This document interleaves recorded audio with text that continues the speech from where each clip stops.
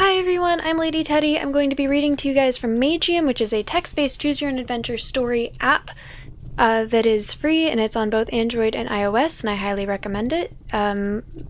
If you guys... There's a lot of different stories, there's a lot of different paths that you can take. It's a really, really amazing story. So I recommend you guys download it for yourself. If you don't want to download it for yourself, but you do want to know what is going on, all of my previous readings are on YouTube in a Magium playlist, which you can ! Magium, and that'll send you directly to the playlist. The way that this works is it is choose your own adventure. So if we get to a choice, I'm going to read out what the choices are, and you guys can help me make decision. Right now we are achievement hunting because we need to get 1 or 2 more achievements in order to unlock the 3rd book. So I'm going to remind you guys what the achievements are that we need to unlock, and then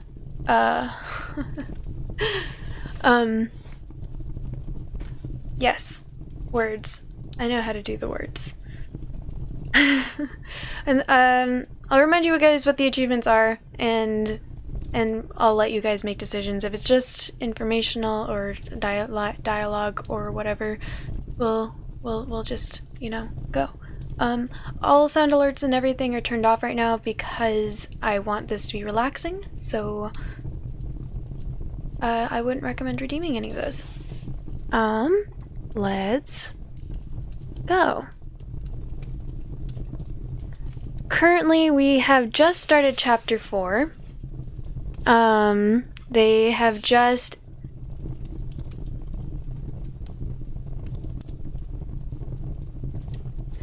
What's going on? Okay, so the achievements for chapter 4 of book 2... Oh wait, no. Not a team player. Get 2 of the members from your division killed through your actions. Intimidation successful. Managed to avoid an assassin. I don't think that it's possible to get that one. There's certain ones that are just not possible, which is why I have to look it up. Yeah, we won't be able to do that one. Hadrick saves the day. We also can't do that one.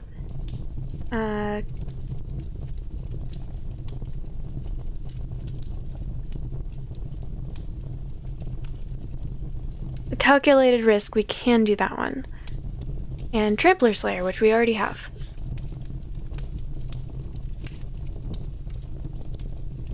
Okay, so we're aiming for not a team player, get 2 of your members from your division killed through your actions, and a calculated risk. Sometimes it's better to take small risks than to go the extra mile just to be completely certain.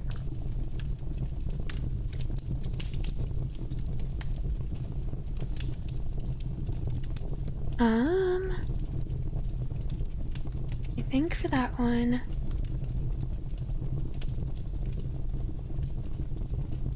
and then there's the second page.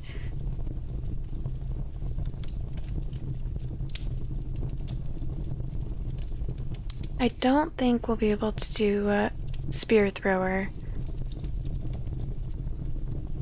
We can't do Who Needs Stats. And we can't do Time Stop, so we can't do any of these. But we only need 3 more. Yes, well, oh well.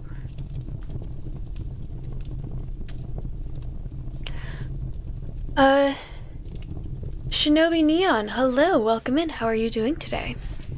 So what's just happened is the main party has been accused of a crime that they didn't do, but they've been accused anyways, in order to right their wrongs, the way that the government is handling it is they are being forced to fight in a life and death gladiator style arena where they're going to be fighting against monsters and other gladiators. I'm doing okay. Thank you for asking. They bury the main character met this chick named Leia, or Layla, in his division, because the party has been broken up. And they realized that they were able to sabotage the arena, so they just went into some underground caverns where they killed off a bunch of monsters, fought a bunch of other people, met up with Aluna and this other dude that they met while down there. They ended up fighting against the troll captain and meeting the owner of the arena, and they found out that because they kidnapped the Minotaur, this is too confusing. Lordos, hello! Welcome back! I hope that your break from Twitch was resuscitative and what you needed. If anyone has any questions, feel free to ask. They just got back from their adventure underground, and they're tired. The trapdoor above us opens, allowing the platform to slowly lift us through the thick layer of rock making up the cave ceiling. Once we get close to the height level of our division cells, the second trapdoor opens, and the platform slows down to a halt as we finally reach our destination. Almost immediately after it stops, the elevator changes its course, and it starts to descend back towards the lower levels. We jump off the platform and onto the cell's floor, while the trapdoor closes itself back up, blocking the elevator from our view. What's going on? We hear a voice come from behind us. How did you get in here? And how in God's name did you get so bloody wet? As both Layla and I turn, we quickly realize that the elevator did not in fact lead us back to Layla's room. Instead, it led us to cell number 3, which is one of the doors that the desk worker offered me to choose from when I first got here, and also the room that is currently being inhabited by the mage who got locked up in this place yesterday. The mage is looking at us with a somewhat frightened look, with a trickle of sweat running down his forehead, and he appears to be hiding something behind his back. Sorry to bother you, I tell the mage. We went out for a swim and we got lost on our way back. We'll be out of your hair as soon as you unlock that door for us. Out for a swim? The mage asks, shocked. You were trying to escape, weren't you? Give me one good reason why I shouldn't call the guards right now and tell them what you're doing. If you let us go, I won't ask about that thing you're hiding behind your back, or go ahead, the arena owner already knows what happened. You have so many questions, but please continue. Shinobi, if you are interested in this story and would like to and don't want to play it for yourself, it is a app. It's called Magium. It's free for both Android and iOS, and it's really good. I recommend it. But if you don't want to, but you do want to know what's going on, all of my previous readings are in a Magium playlist on YouTube. But feel free to ask questions. I know that you guys do not know what's going on, do not know who these characters are, and you're allowed to ask. Basically, there's this witch lady who gives guys some type of stamina spell that allows them to... Okay, Lordos! No. So, what Lordos is talking about is there is one scene that hasn't even happened yet. This hasn't even happened yet. It hasn't even happened yet because we're achievement hunting right now in order to get to the next book. But there's a one scene where, there's this chick, Melindra, who comes on to the main character, and you have the option of sleeping with her. And since y'all are allowed to influence the game, Melindra, there's an R in between the R, the D. Melindra.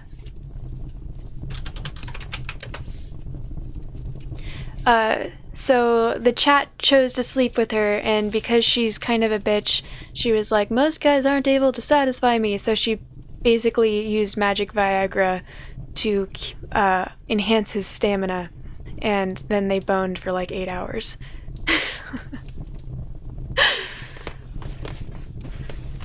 Okay, so once again, since the achievements do go in order, I believe not a team player, get 2 of the members from your division killed through your actions. That is the first one. I don't think that this will influence anything, so if anyone has a preference here, now is your chance. Otherwise, I will make the decision for us in about a minute.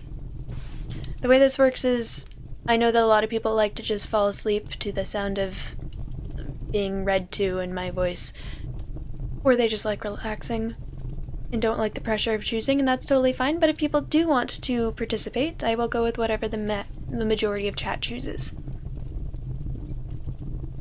Sounds like... I mean, it does seem like Barry and Melindra had a good time.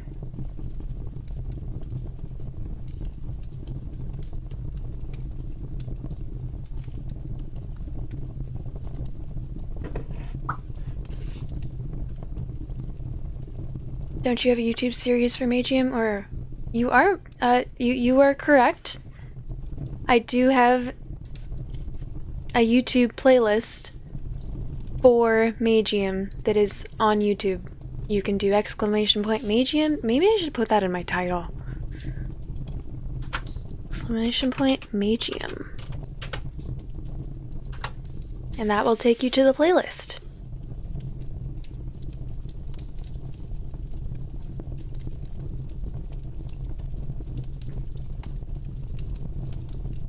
You're always full of ideas.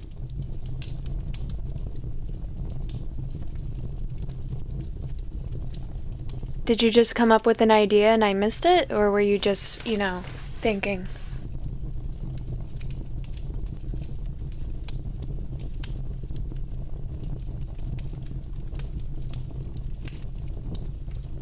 I mean, that wasn't really an idea. That was you asking if I had already had that idea, which I had. But good job, nonetheless. I feel like it's been about a minute. Did anyone want to weigh in here?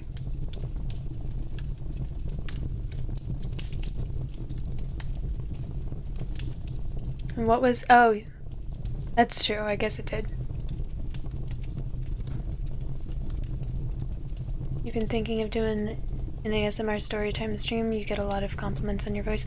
Hey, that's why I started doing this. If you do end up deciding to do something along these lines, make sure that you either have the author's permission or the book is public domain, because you can, or just don't save the VODs, because it's a copyright infringement because you're basically making a free audiobook.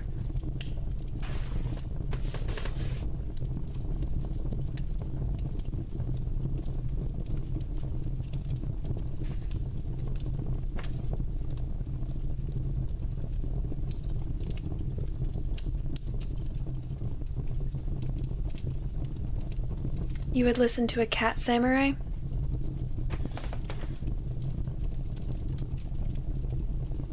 Is this your way of saying that I should put on the cat ears? Oh, you're a writer, so you can read your... Oh, yeah, that way you do have the author's permission, so yeah, you should do that. That would be really cool.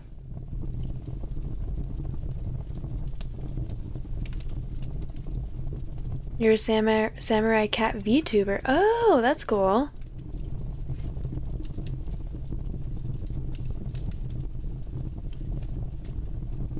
I'll follow you. I'll check you out.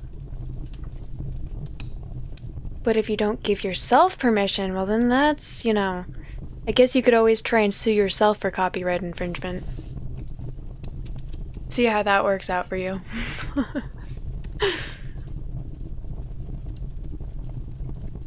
So you said the first one? If you let us go, I won't ask about that thing you were hiding behind your back. What thing? The mage shouts. I'm not hiding anything behind my back. It's not going to work, Layla writes while looking directly at the mage. What's with the writing? The mage asks, confused, while looking at Layla. Is this how you talk? What's not going to work?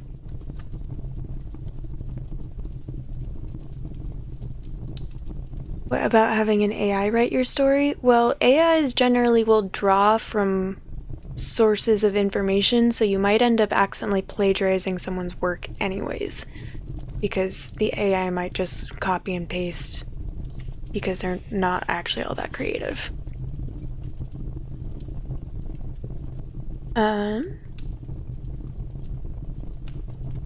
Layla reaches for the floor in order to pick up an object that looks like it was made by gluing several pieces of scrap metal together in the most random way possible. The item is small enough to fit in her palm, so she grabs it with one hand and she stretches her arm towards the mage, bringing the metal object several inches away from his face. This, Layla writes, this is what's not going to work. I don't know what you're talking about, the mage says, feigning ignorance. That's just a piece of scrap metal. No, Layla writes, this is a device that's meant to enhance your physical abilities for a limited amount of time, and that thing you are hiding behind your back is likely meant to act as a bridge between you and your scrap metal device, allowing you to transfer your magical energy into it over a period of time. How did you... the mage starts to say, but he stops himself when he sees a new text appear in front of him. You can't use this device in the arena, Layla writes. It will be detected immediately. If you don't get it to somehow link itself directly to your magical aura, the magical energy will burst from the device when you activate it. The magical energy that will burst from the device when you activate it will trigger all the magical detectors in a 5-mile radius. Either way, if you do somehow get it to work, the device is so poorly made that you won't be able to use it for more than a few minutes, even if you spend the whole day charging it. A few minutes is more than enough in an arena, the mage shouts. A few minutes can mean the difference between life and death. You don't know how terrifying an arena can be. You have no idea. If I can get even the slightest advantage out of this device, I will use it gladly. I would have to take yourself to court. You would demand permission, but you would be in no mood for your shenanigans. You'd also probably have to pay to, sue and for a lawyer and everything, and even if you do end up having to pay yourself for the copyright infringement, you probably would end up just, losing money in the whole affair.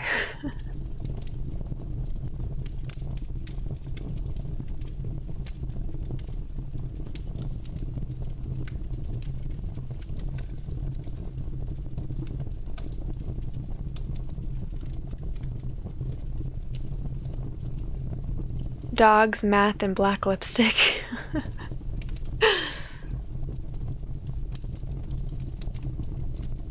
Why? But math is fun.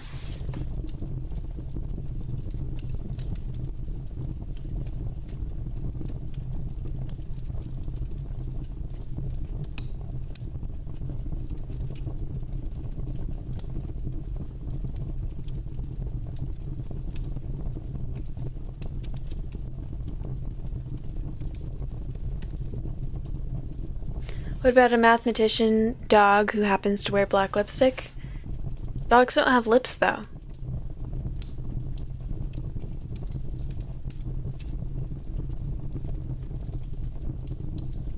Don't say I didn't warn you, Layla writes as she hands the mage his scrap metal device. The mage takes the device and he looks at it for a few seconds with a contemplative expression on his face. He then pulls out a key from his pocket and he walks past us to unlock and then open the door. This meeting never took place, the mage says as he looks towards each of us in turn. Do you understand? Now go on. Get out of here.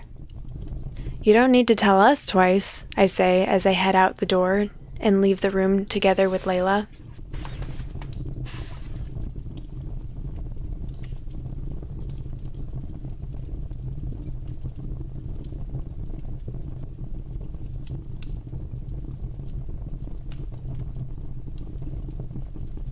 What is your job, Lordos, that you're around dogs so much.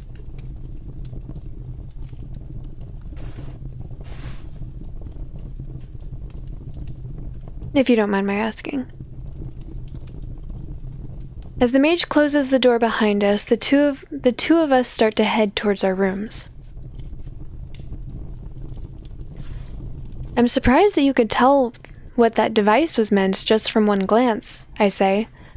I used to spend a lot of time with in my father's workshop back when we were living in our forest cabin, Layla writes. I learned a thing or two while watching him work. Do you think he'll be able to modify the device in time for the arena? I ask her. It's possible, Layla writes, but he'll need to do it fast. He won't be able to charge it with energy while he's tinkering with it, and I'll need to charge it for at least 10 hours to get any decent use out of it, given how inefficient it is. We should go get changed, I say. I also want to take a look through my notebook to see if I can find any useful information on the creatures we've seen in the caverns. I'll see you in a few hours to tell you what I found. Layla nods. See you later, Layla writes as she heads towards her room. I go back to my own room as well, and the first thing I do after I enter is search my backpack for a dry shirt and a new pair of pants.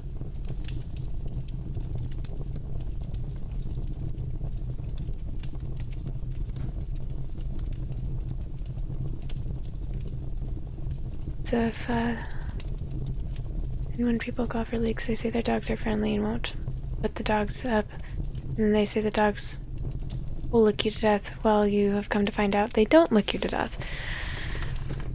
That's unfortunate. I'm sorry that you have to deal with that. That's really annoying. Dogs tend to be less friendly in their own home because they get defensive. Especially if they're not, like, monitoring the situation. That's really annoying.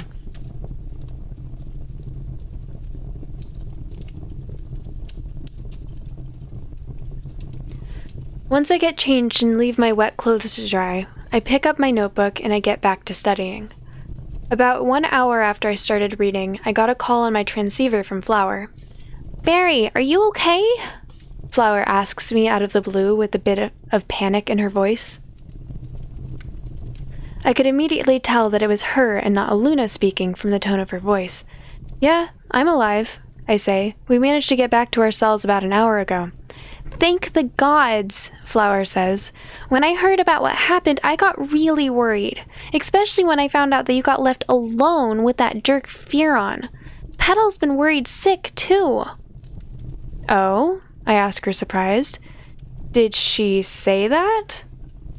"Well, technically," Flower says, "what she said was that if you couldn't handle yourself in a situation like that after joining this tournament, then you deserved your fate. But I'm sure that's not what she really meant."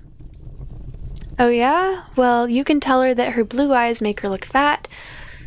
It's okay, I know she means well. What about Araka? Was she not worried about me?" Araka is an evil spirit trapped in an amulet that wants all of them to die and has also killed them once. But there were time travel shenanigans, so it didn't work. Just throwing that out there.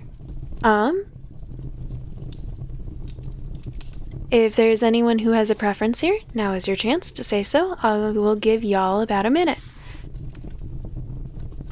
You gotta some more. Oh yeah, I'm saying it's really annoying that the owners aren't putting their dogs up. They really should be.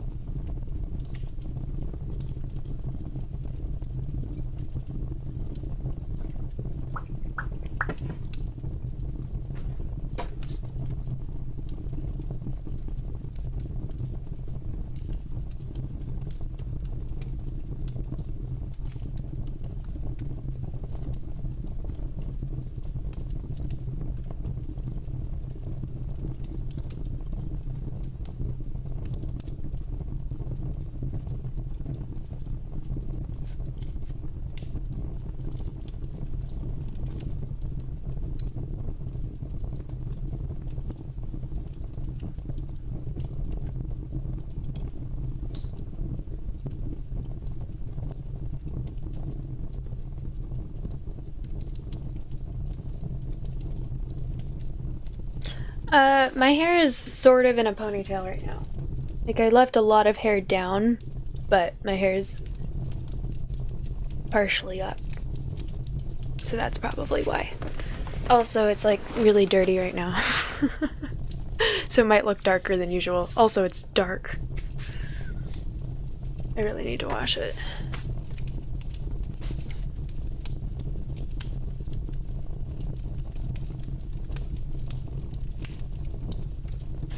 Okay, so... what about Araka? Was she not worried about me? Of course I was, Araka says. I'm worried about you all the time. I keep praying every day that someone will finally find a cure for your morbid stupidity, but I've had no luck so far. Don't be discouraged, though. I'm sure that someone will eventually put you out of your misery. Thank you for your kind words, I tell her. Hey, no problem, Araka says. Also, would you mind telling me how in the hell you managed to convince the troll to let you go? I thought for sure you were done for when I sensed him come near you. You mean Velgos? I ask her. The troll that wouldn't die even if you cut his head off? He got stopped by the arena owner. Apparently he wants to make a show of our fight, and we'll be fighting the troll in the second round of the arena instead.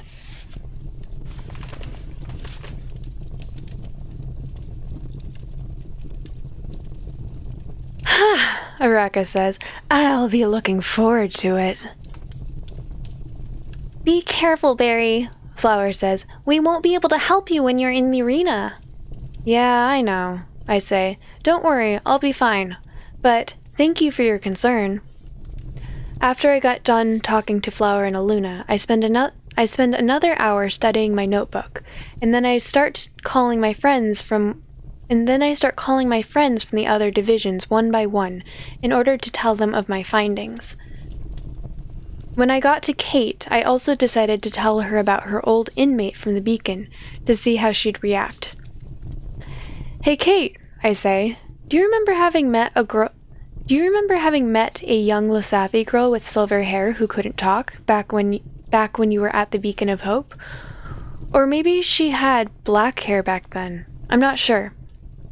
There's a brief pause after I finish my phrase, during which I can't even hear the sound of Kate's breathing. How do you know about Layla? Kate asks me after a few seconds. So you do remember her, I say. Were the two of you on good terms, or... Tell me how you know about her, Kate shouts. Okay, I say. I met her the other day. She's a member of my division. She's still alive. There's another brief pause during which Kate doesn't say anything. You are certain of this? Kate says. How do you know it's really her? She might have been trying to trick you. Anyone can dye their hair white and pretend that they're not able to speak. The Layla I know should have been dead a long time ago. Oh, Abtots, how was your stream?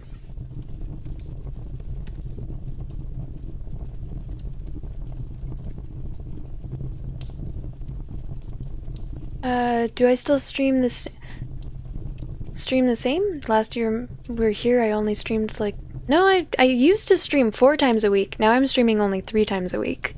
But I used to stream Monday, Tuesday, Thursday, Friday. Now I'm streaming Monday, Wednesday, Friday. And I'm trying to stream earlier in the day. Right, okay.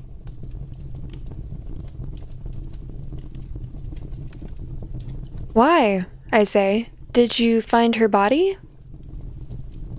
No, Layla says. I did not. Well then, I say. I guess it wouldn't hurt you to meet her, would it? You'll be able to tell for yourself if it's really her when you see her up close. All right, Barry, Kate says. I'll agree to meet her. But be careful around her. You can't know for sure that it's really her. There were a lot of Lysathi in that institution who knew about us. The information could have gotten out in any number of ways. Fine, I'll be careful, I say. I'll see you at the arena tomorrow. Don't be late. See you tomorrow, Kate says, simply, and then we both close the transmission.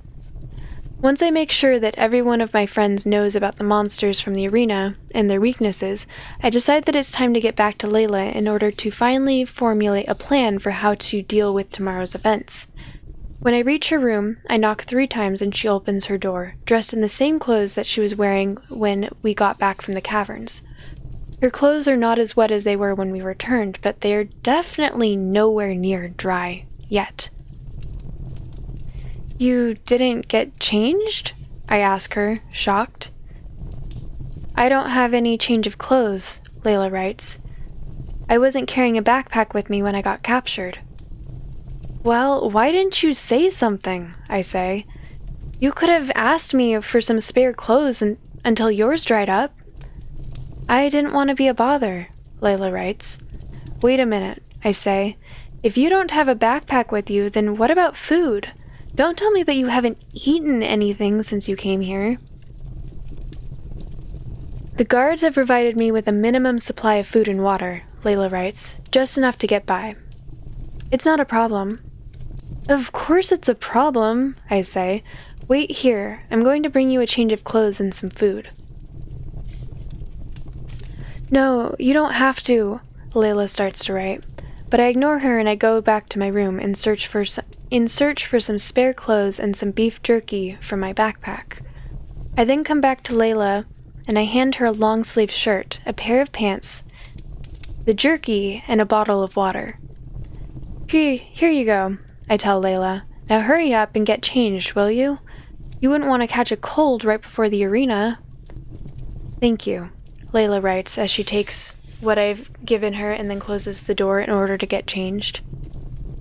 She opens the door a bit later, dressed in my clothes with the long sleeves of the shirt hanging past her hands and the pants trailing on the ground behind her. These clothes are a little big for me, Layla writes. You look fine, I tell her. It's not like you'll be fighting in these clothes at the arena event. It's just until your own clothes dry off. Come on, let's go inside. I want to tell you what I found out while reading my notebook. We both enter her room and I spend the next 15 minutes telling her about the most important parts of my findings. She listens closely to what I have to say while taking a bite from the beef jerky I gave her every so often. After I'm done talking, she puts the jerky on the bed besides her and starts to write. From what you're telling me, Layla writes, I understand that our biggest problem by far will be the troll and his higher-than-average regeneration. Yeah, I tell her. It's already known that a troll can regenerate faster... I tell her. It's already known that a troll can regenerate fast enough to not die from a wound to the heart, but a troll being able to survive with its head cut off is something that I didn't think was possible. I guess it goes to show how little we really know about regeneration in general. According to all the books I've read, any living being that's had its head severed from its body should not be able to live any longer. According to all the books I've read, any living being that's had its head severed from its body should not be able to live any longer, regardless of how high its regeneration is. The fact that the body could even regenerate its head contradicts our most basic knowledge about how a troll's body is supposed to work. But the troll didn't regenerate its head, Layla writes. The head kept talking from the ground and the body had to pick it back up. You're right, I say. This means that the link between the body and the head is somehow not broken even after the two of them got separated. Maybe we can use this. If the troll is still using its head to see and hear even after it's been severed from the body, then maybe we can cut its head off, pick it up, then blindfold it or something, leaving his body defenseless. I don't think that the troll would leave himself open like that again in the arena, Layla writes. I used the element of surprise before, but now he knows how fast I am, and he won't let me cut his head off again so easily. Well, the only way you can kill a regular troll, I say, is either by cutting its head off or burning it alive. If cutting the head off is not an option, then the only alternative we have left is fire. That being said, getting access to any sort of flames will be next to impossible in the arena, and that troll is even wearing anti-magic armor, which gives him protection to fire. Even if we somehow manage to find a way to burn him, we'd first have to damage his armor badly enough that the magical protections on it would wear off. Do you think we should talk about this with the other members of our division? Layla writes. Maybe they could come up with some ideas. I suppose it couldn't hurt to hear their opinions on the matter. No, let them find their own information. We almost died to get ours. Just a reminder, the achievement we are going for is not a team player. Get two members from your division killed through your actions.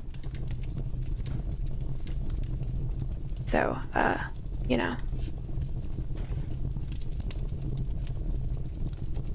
It was good, I'm glad to hear that, Abdots.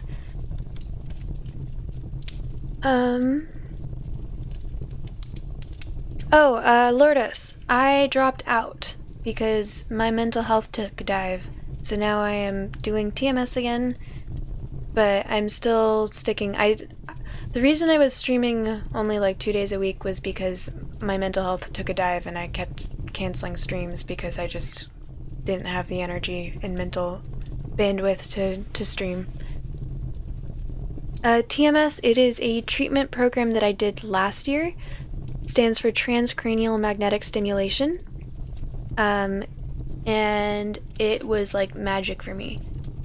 Not completely, but it stopped me from being suicidal for almost a year. And I'm still not suicidal, I've just got some ideation. So they warned me that for long-term chronic mental health issues, it can...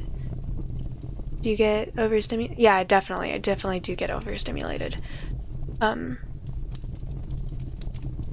Yeah.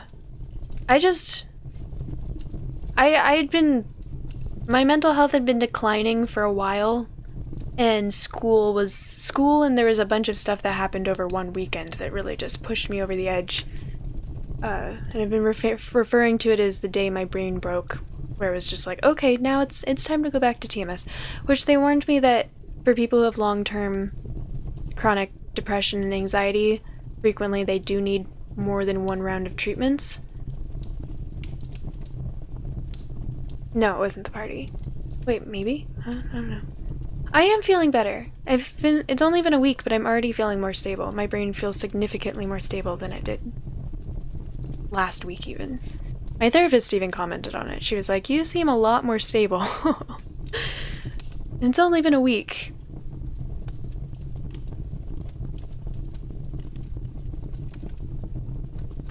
Yeah, thank you, I appreciate it.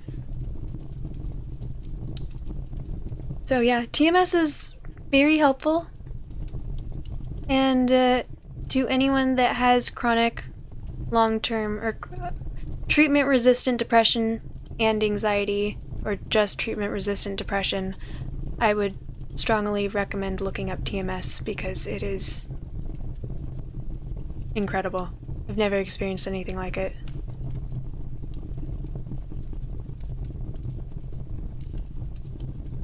Yeah, that's the thing about depression. You can never really tell. Yeah.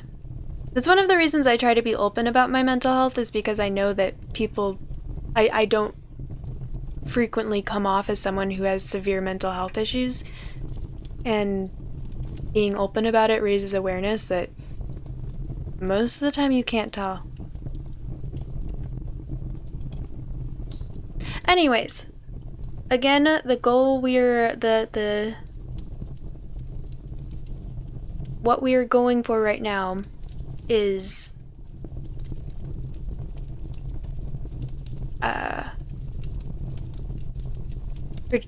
not a team player. That's the achievement we're going for right now. So, I suppose it couldn't hurt to hear their opinions on the matter. No, let them find their own information. We almost died to get ours. Would someone like to weigh in here? Y'all have about a minute.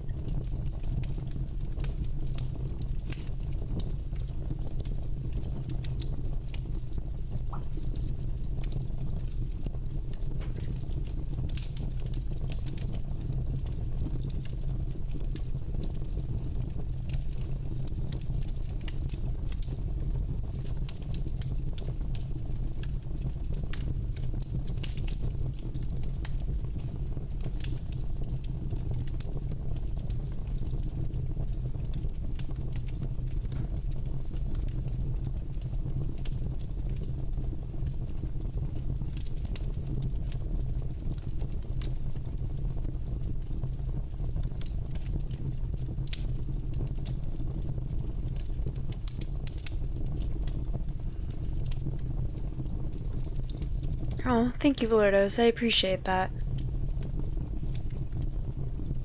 Yeah, I really do appreciate how supportive y'all have been.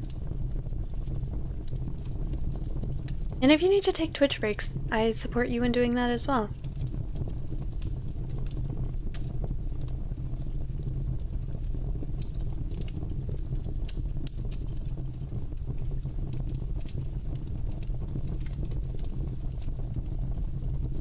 Well, I mean, same. I'm an AI program, remember? Just an AI program that also lives in the computer. Alright, I'm gonna go with the one that is the one that we need for the achievement. No, let them find their own information. We almost died to get ours. No, let them find their own information. We almost died to get ours. Okay, Layla writes.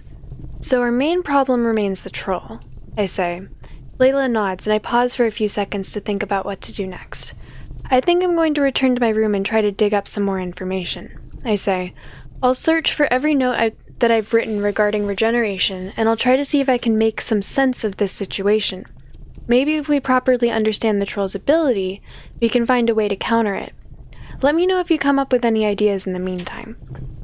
I will, Layla writes. Well then, I guess I'm off, I say. I'll see you again later. See you later, Layla writes, and then I leave her room to go back to my own room. As I close the door to my room behind me, I pick up my notebook once again. My thoughts race towards the Lisathi who offered me the deal with the king. I still haven't told any of my friends about it. Should I tell them about it? No, I definitely should not. Most of them would probably not agree with me helping the Lisathi, and they'd likely get upset about it. It's better to keep this to myself. Still, I can't help but wonder who the last-minute addition to our division is going to be, and just how they're planning to have him fix all of my problems. Surely they're not expecting some Lisathi to take care of all those beasts by himself, do they? As I am lost in thought while mechanically turning the pages of my notebook one by one, my eyes chance upon a paragraph that I seem to have skipped the last few times I was skimming through these texts. This paragraph mentions a theory that is not very popular among scholars, which states that the high regeneration of some creatures may be a result of an innate difference between their auras and ours. I suddenly remember Eden's lecture, when we entered the city, when he was telling me that if you mess enough with a person's aura, you can even stop them from aging. What if what he told me is true, then it wouldn't be that far of a stretch to assume that a special type of aura could grant someone a high regeneration rate. If that is the case, then could this aura perhaps also help in keeping the limbs functional even if they are severed from the body? I'll admit that my knowledge about auras is limited, but from the little that I know, a person's aura is not supposed to have unlimited range. What were to happen then if the troll's head if the troll's head would be taken too far away from the body after it's been cut off. Would his consciousness fade away? Would that make him die for good? If we ever manage to cut that troll's head off again, this is definitely something that's worth testing out. I ended up spending the day trying to look up more information to confirm my theory. Unfortunately, not a lot of research has been done on this subject, since most people can barely even read the level of magical power in someone's aura. So the theory that an aura could influence a body's regeneration has been deemed as not grounded in facts by most respectable groups of scholars.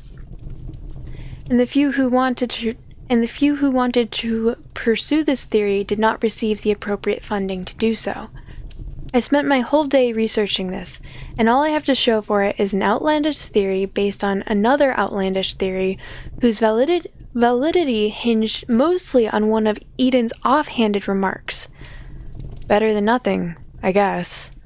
I put my notebook back in my backpack, and I prepare to go to sleep. I'll have more time to study tomorrow.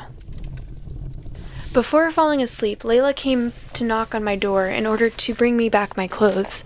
I asked her if she came up with any ideas, and she said that the only thing that came... Slim Dirtbag, hello, welcome in. And the only thing that came to her mind was that we could try to crush the troll's head after we beheaded him, in hopes that the head would no longer regenerate after it's been cut off from the body. The next day, our recreation period was scheduled towards noon.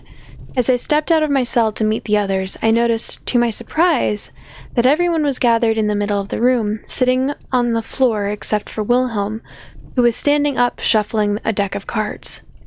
"You're late," Wilhelm says. "Have a seat. We were almost about to start without you." "What's going on here?" I asked Wilhelm. "You are wondering," says Wilhelm, "why we are all suddenly on friendly terms after we have been mostly ignoring each other for the past few days? The answer is simple. It is because the owner of the arena has just paid us a visit." "The owner?" I ask him, surprised. "Yes," Wilhelm says. "He was told by the guards in this place that we haven't really been using these recreation periods to get to know each other.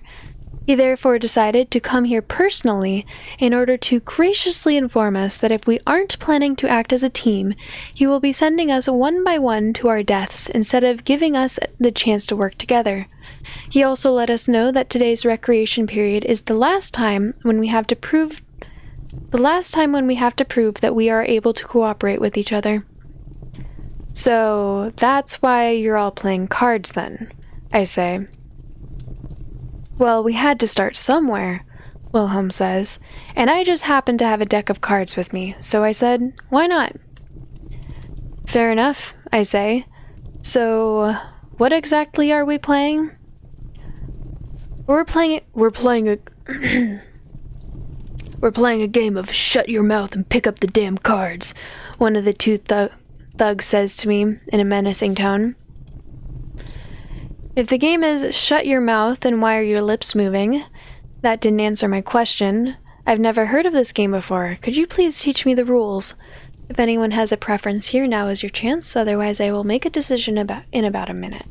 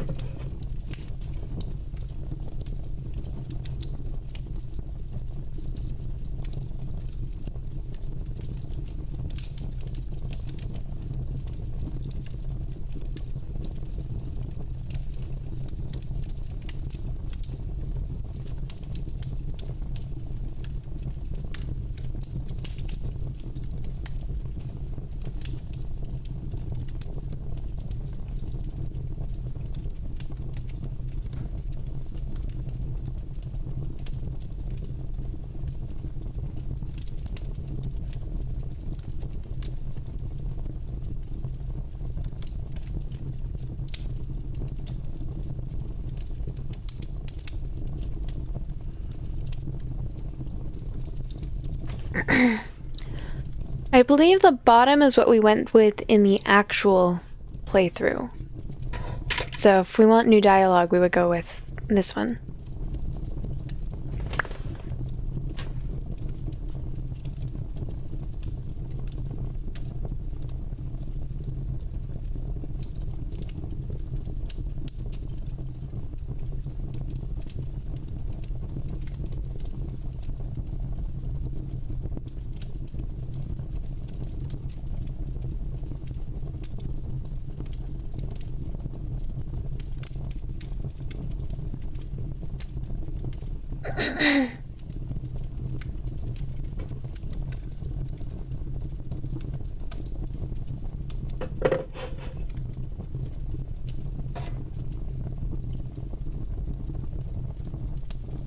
Lucifer the Falling One, hello from California, welcome in. You are totally fine. You're not obligated to be here, which means that you're not late. Thank you for joining.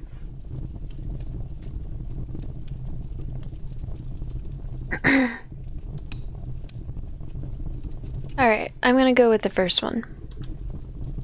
If the game is called Shut Your Mouth, then why are your lips moving?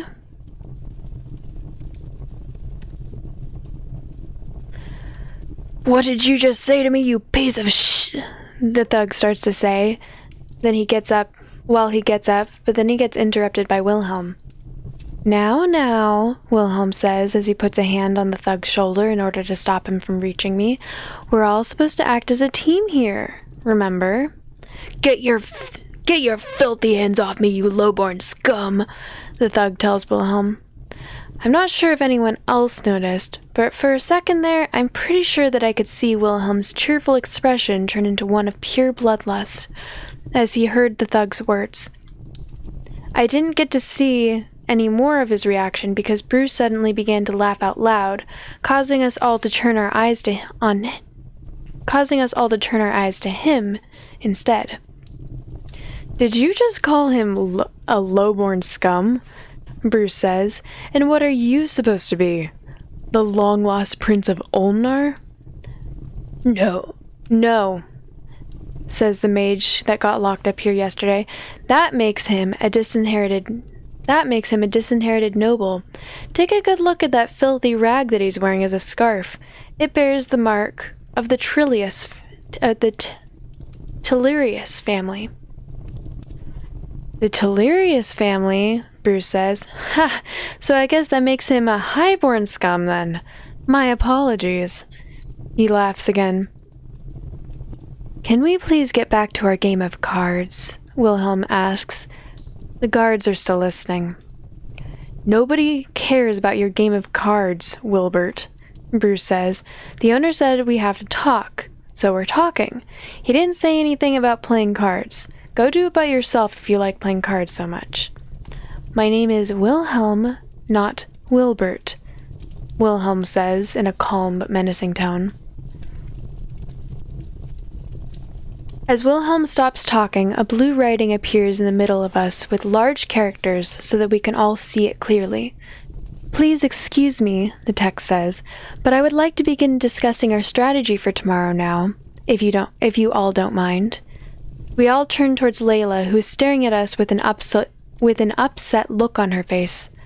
Oh, Bruce says. Of course. Maybe we should start doing that. I could not agree more, Wilhelm says. And just what exactly are we supposed to talk about? Exactly? The mage says. We still haven't been given any information in regards to tomorrow's events. The only thing we know so far is that we're likely going to be battling mythical creatures of some kind in one of the rounds. Layla gives me a look. I wonder if she's having second thoughts about us not telling them of what we found out in the caverns. If I were to change my mind, there would definitely not be a better moment than this. Ask Wilhelm if he overheard the guards say anything about the arena. Tell everyone what we found out in the caverns. Remember, for achievement hunting, the achievement we are looking for right now is not a team player. Get 2 of the members from your division killed through your actions, not a team player. Which means I mean, I feel like there's a pretty obvious choice here, but if someone could argue with me why we should pick the other one, y'all have about a minute. And no, Lucifer the Falling One did not make me angry, Lordos. There's no need to pick fights, or try and start fights here.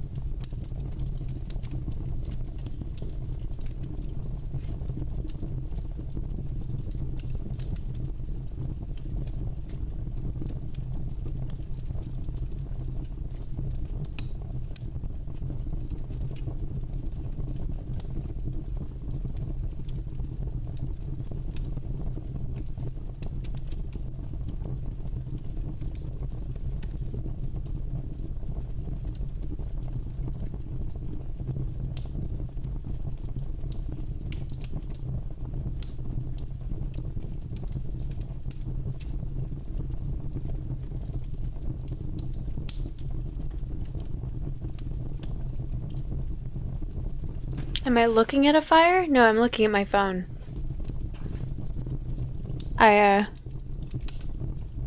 You love...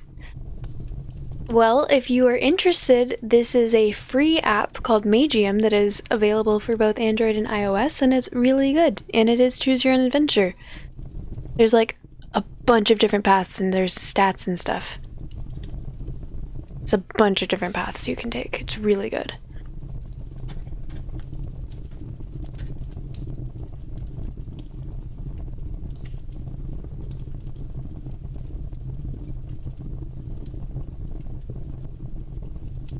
I have a ton of respect for the author.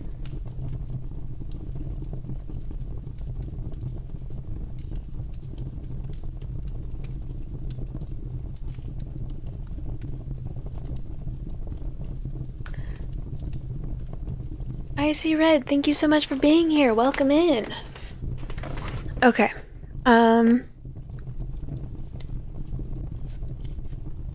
Ask Will... Hey, Wilhelm, I say. Did you happen to overhear the guards saying anything about the arena events? As a matter of fact, I did, Wilhelm says.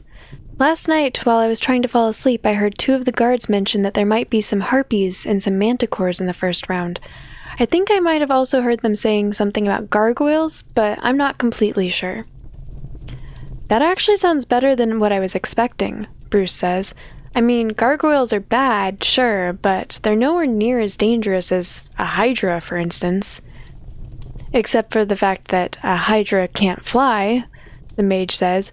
I'd much rather fight a hydra on the ground than fight a horde of flying creatures without magic or ranged weaponry. This is not all I've heard the guards say about the arena, Wilhelm says. I also heard them speak about who will be facing in the second round. Apparently it's some famous troll mercenary by the name of Velgos. They were saying that he's fought in the arena before and that he's considered to be on par with the undefeated champion of the arena. Velgos, Bruce says. Never heard of him. Neither have I, the mage says. If a troll is the best they've got, Bruce says, then maybe I've been overestimating the organizers a little. I've killed plenty of trolls. I've killed plenty of trolls before. All that you need to do is cut off their heads. It's as simple as that. Forget the troll, the mage says. We need to focus on the creatures. Does anyone know any weaknesses we can use against them? Tell them the creature's weaknesses, tell them nothing. Once again, the achievement we're going for right now is not a team player. So, someone can argue with me why I should tell them. We're taking a break anyways, because I need to rest my voice. But, this is the one we should go with. If anyone would like to weigh in and agree with me, now's your chance.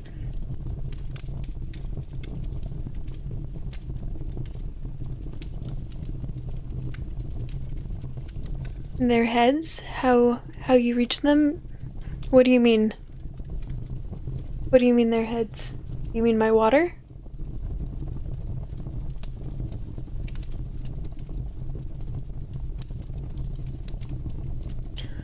That's okay.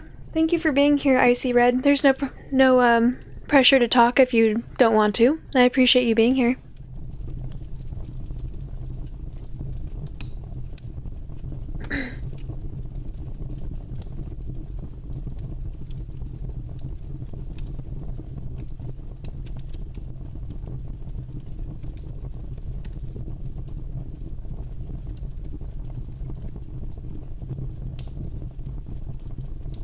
No, Trollheads was questioning my techniques, given that I am very wee on the wee scale.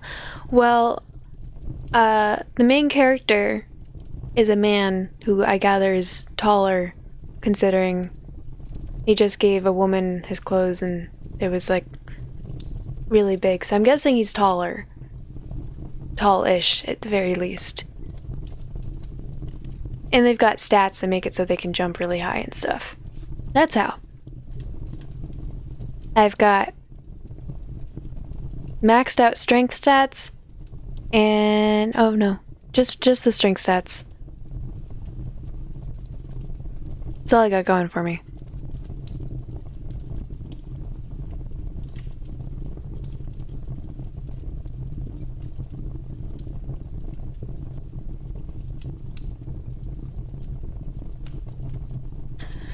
Okay, tell them nothing.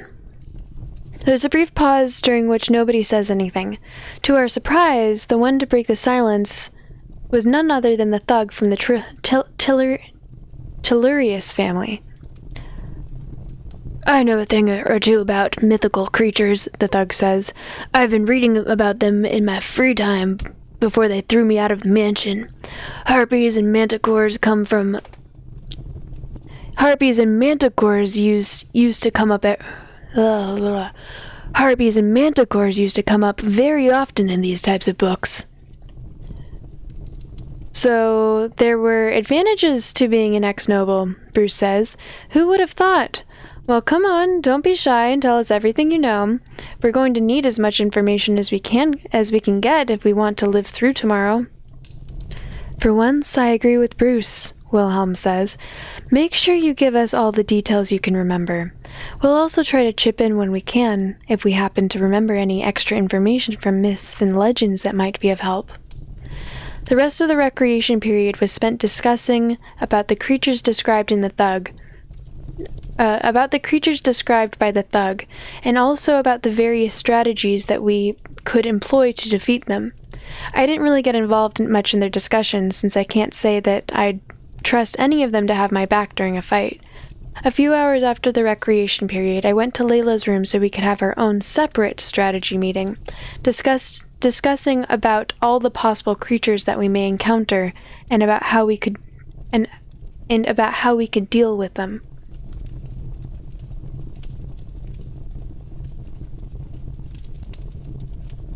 Sweet dreams, Abtoz. Thank you for being here. I appreciate you. Thank you for stopping by.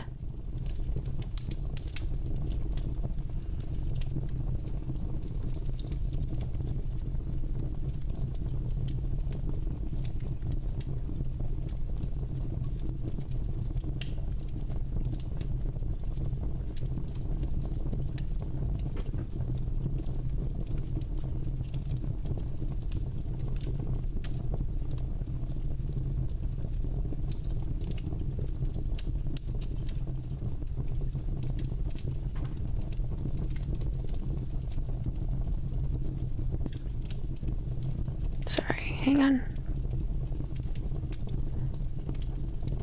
By the end of the day, we didn't manage to come up with better plans against the troll than our original ones, so all we could do was hope that at least one of them would work out alright. Once I get back to my room, late in the evening, I lay down on my bed and I fall asleep like a rock. The next day I get woken up in the morning by one of the guards telling me to pack my bags because we're leaving in 20 minutes.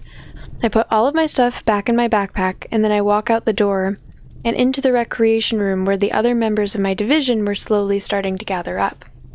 As soon as we're all set to go, we begin to leave our division's area one by one, and we stop outside the door, where we are greeted by an employee of the arena who collects all of our keys and tells us to follow him.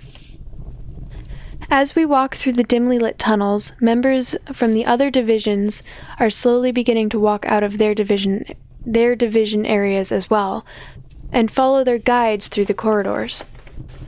When we finally reach the upper levels, we are told to line up in an orderly fashion so that the guards who were sent to escort us to the arena will have an easier time keeping eyes on us. I didn't get to see any of my friends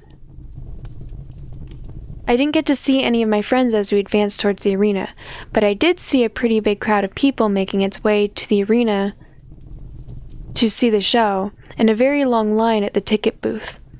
The guards lead us through the gladiator entrance of the arena, and they show us to our locker rooms, where we get to store our belongings for the duration of the show. After we're done putting our backpacks in the lockers, the guards tell us that we're allowed to roam freely through the area designated for the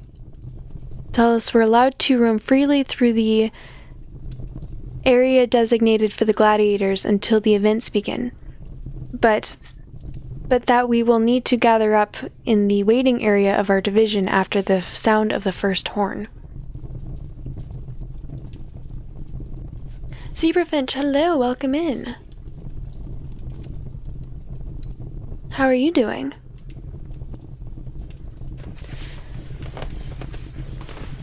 I figured that this would be the best moment to arrange a meeting between Layla and Kate, so I told Layla about my idea and asked her to follow me. She seemed a bit hesitant at first, but in the end she decided to come with me. The area that we were given access to was the area right below the spectator seats, circling the area where the fighting is about to take place. The fighting area reserved for the gladiators looks much larger than those from the arenas that I've read about before in history books. The amphitheater surrounding the arena seems to be big enough to host 30,000 spectators, if not more, and yet it does not seem that the seats are in any danger of not being filled. Even at this early hour of the morning, there are thousands of spectators pouring in through all of the entrances and then making their way through the rising tiers of seats, eager to reach their reserved spots and to watch the event of the century.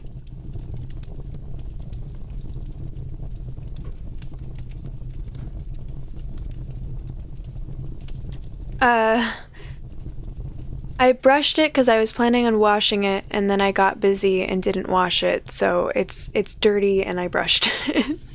But thank you, I appreciate it. It's also like half up. And I'm glad you're doing okay. Hopefully hanging out here can improve that. And I am doing okay as well. I was playing a game earlier, Alice, but I didn't take my motion sickness meds, and I was like, I can't play this anymore. I've lost my tolerance.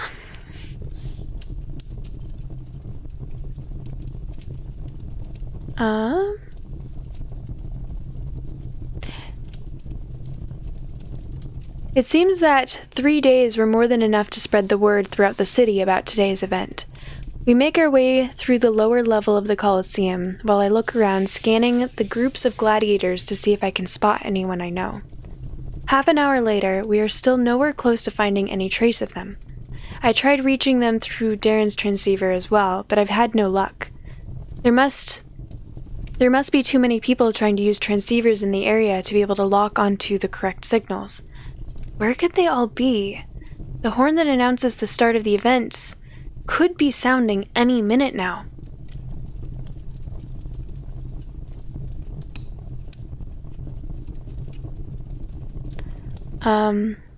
You like interactive fiction, aka if? Does this count as interactive fiction?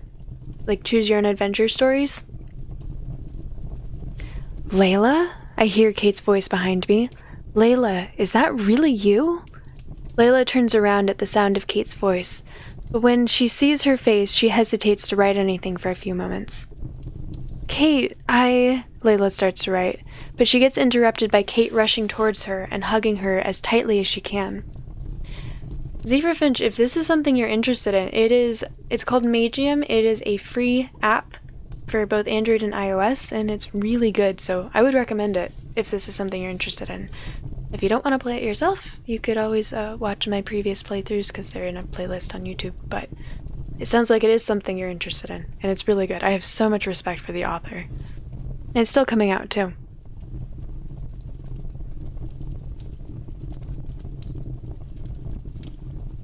Layla, Kate says.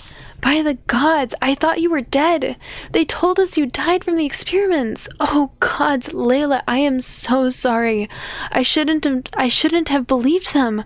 I should have gone looking for you like I did for all the others. You don't need to apologize. Layla writes, but then she stops her text when she realizes that Kate is currently keeping her eyes closed in an attempt to keep the tears from flowing out. I'm sorry, Kate says. I shouldn't have abandoned you like this. Please forgive me. I was so focused on Diane that The rest of Kate's words get drowned out by the sound of a very loud horn. It seems that the arena event is about to start. Kate, we need to go, Darren says. I only now notice that Darren and Hadrick were also there, standing behind Kate. They must have all met earlier and came looking for me together. I know, Kayla says as she wipes her tears with her sleeve. Please, keep her safe, Kate tells me simply as she walks past me, heading towards her division side of the arena. I will, I tell her. Kate, wait, Layla writes, but with her mouth open as if she'd forgotten that she can't talk. But Kate doesn't get to see the blue writing as she keeps walking away from us. Call after Kate. There is no time. The two of them can talk later.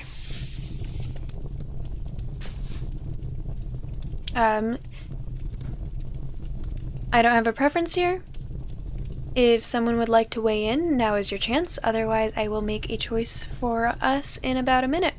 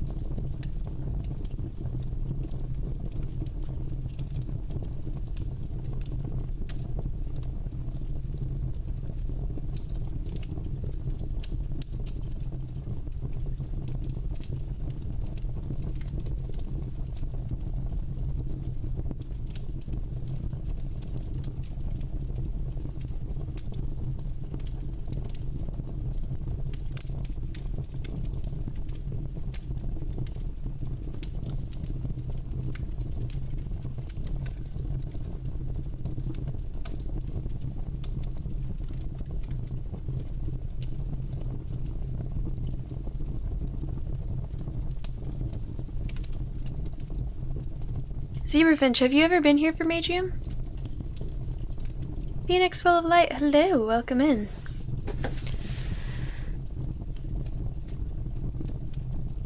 Maybe a long time ago. If you played that last year.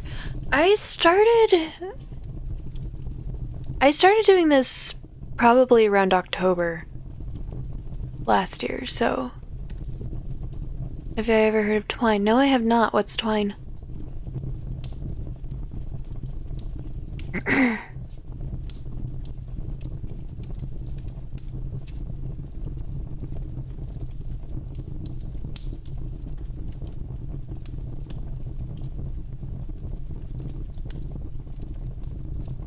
You vote for the second one? Okay. I decide to not call after Kate. The two of them can have more time to talk after we're done with the arena. Knock 'em dead, Barry, Hadrick says with his usual grin as he heads towards his own designated area. Or better yet, don't get killed. Darren tells me, we only need to survive the arena, not win it. I'll see you again after the end of the event. Remember, no need to do anything crazy. Just stay alive. Got it? Got it, I say. Once Darren is also gone, Layla and I decide to head towards our division as well. While we walk, I can't help but notice that Layla is looking a bit distracted. Don't worry, I tell her. You'll have time to talk with Kate as much as you want after the arena is over. Yes, Layla writes. Of course. So... now, are you glad that you decided to follow me to meet Kate after all? I say. Layla smiles faintly. Yes, she writes. Yes, I am glad. Thank you. We make our way towards our division area, where all of our other teammates are already gathered. We then take our places next to the iron gratings blocking our access to the fighting area in order to have a better view of what's happening in the arena. Apparently there are still some people who are making their way towards their seats. Most of the spectators seem to have found their places and are now restlessly waiting for the show to begin. I take a look to see if I can spot Flower, but the seats are too far away from me to be able to make out any details. The announcer is now verifying his magical voice magnifier in preparation for the arena. He is situated on an elevated platform above the spectator seats. As we all wait for the events to begin, I suddenly hear a familiar beeping noise coming from my pocket. At the same time, a similar beeping noise comes from the direction of Layla as well. Finally! I've been waiting for this moment. Alright, we're gonna, well... no, there's no reason to save. We'll save here. Do we want to invest points? We get 3 points, or we could invest them as we go. Let me check and see if points are relevant for any of the upcoming achievements. Because right now we're not doing a canon playthrough. We are Teddy, hello, welcome in. We are achievement hunting.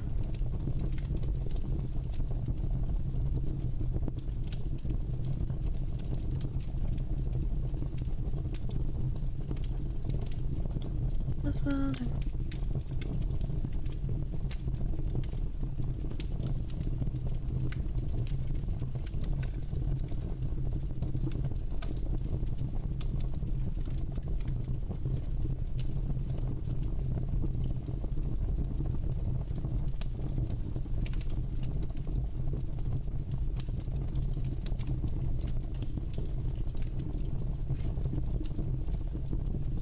Okay, actually, there is one thing we can do.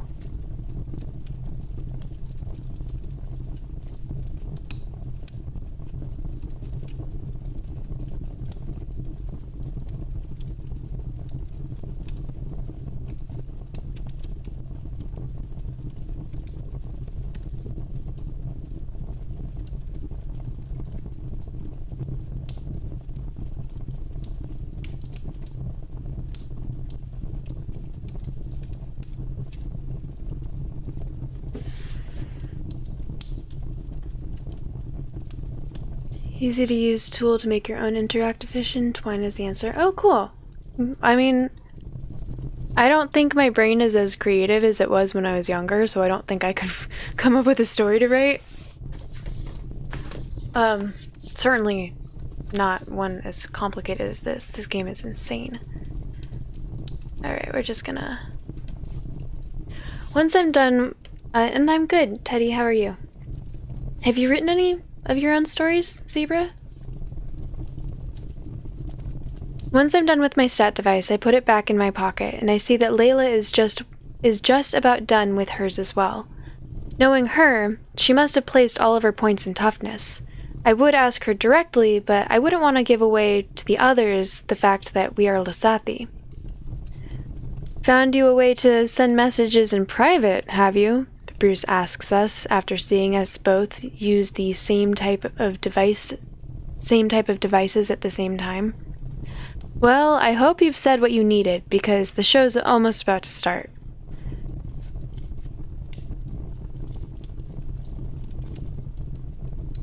You actually made a weird horror game? Oh, that's really cool.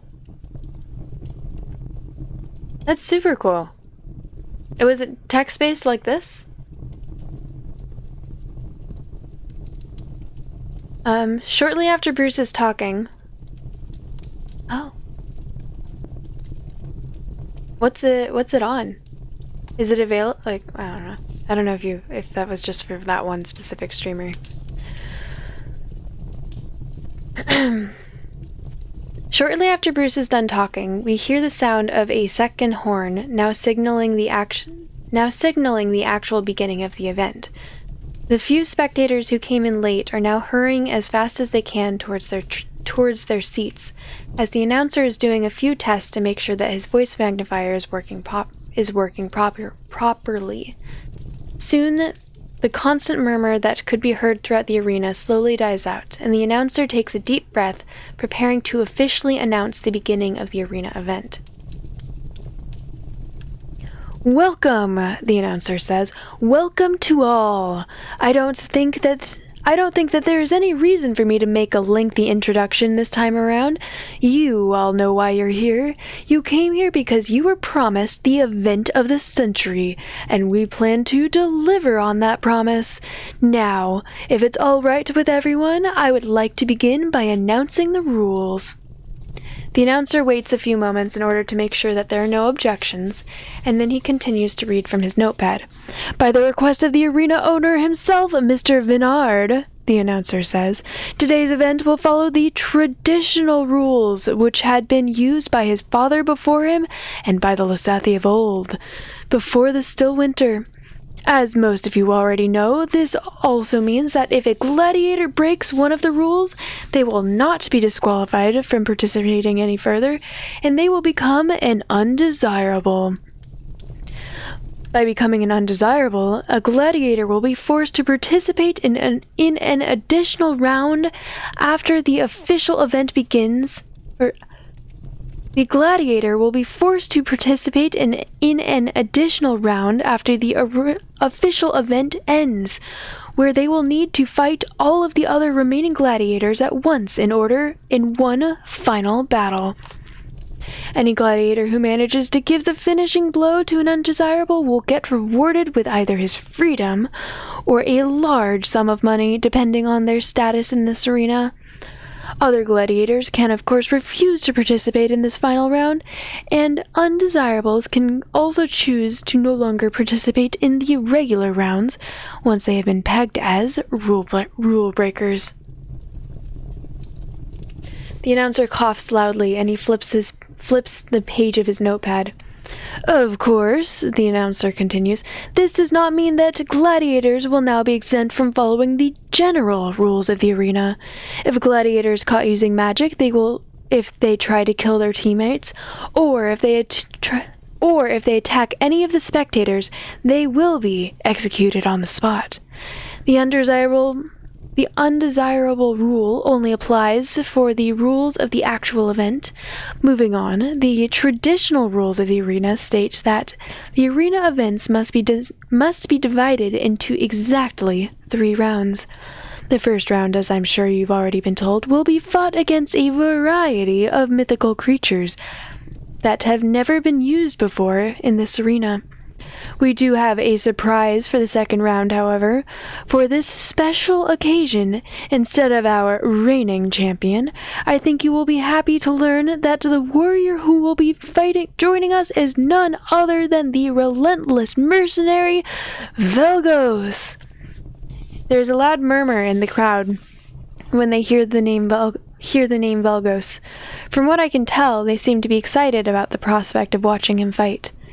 In the third round, the announcer says, the gladiators that survive the first 2 rounds will need to fight in a series of duels to decide who will be the victors of this fight. Some of the duels will have to be fought to the death, while others will be fought only until one of the fighters surrenders. The exact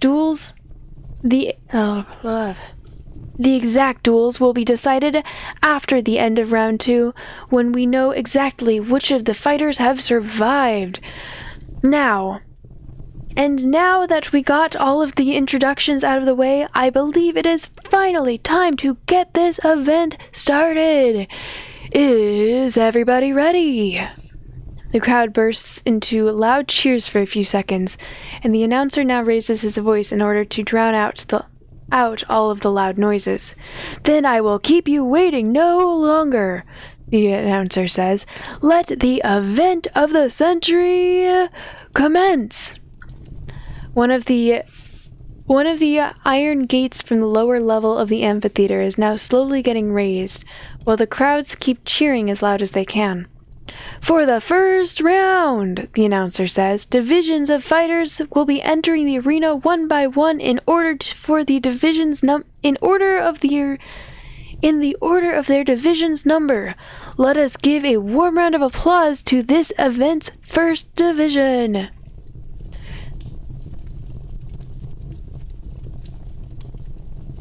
Oh, there's the stretch. I'm sorry.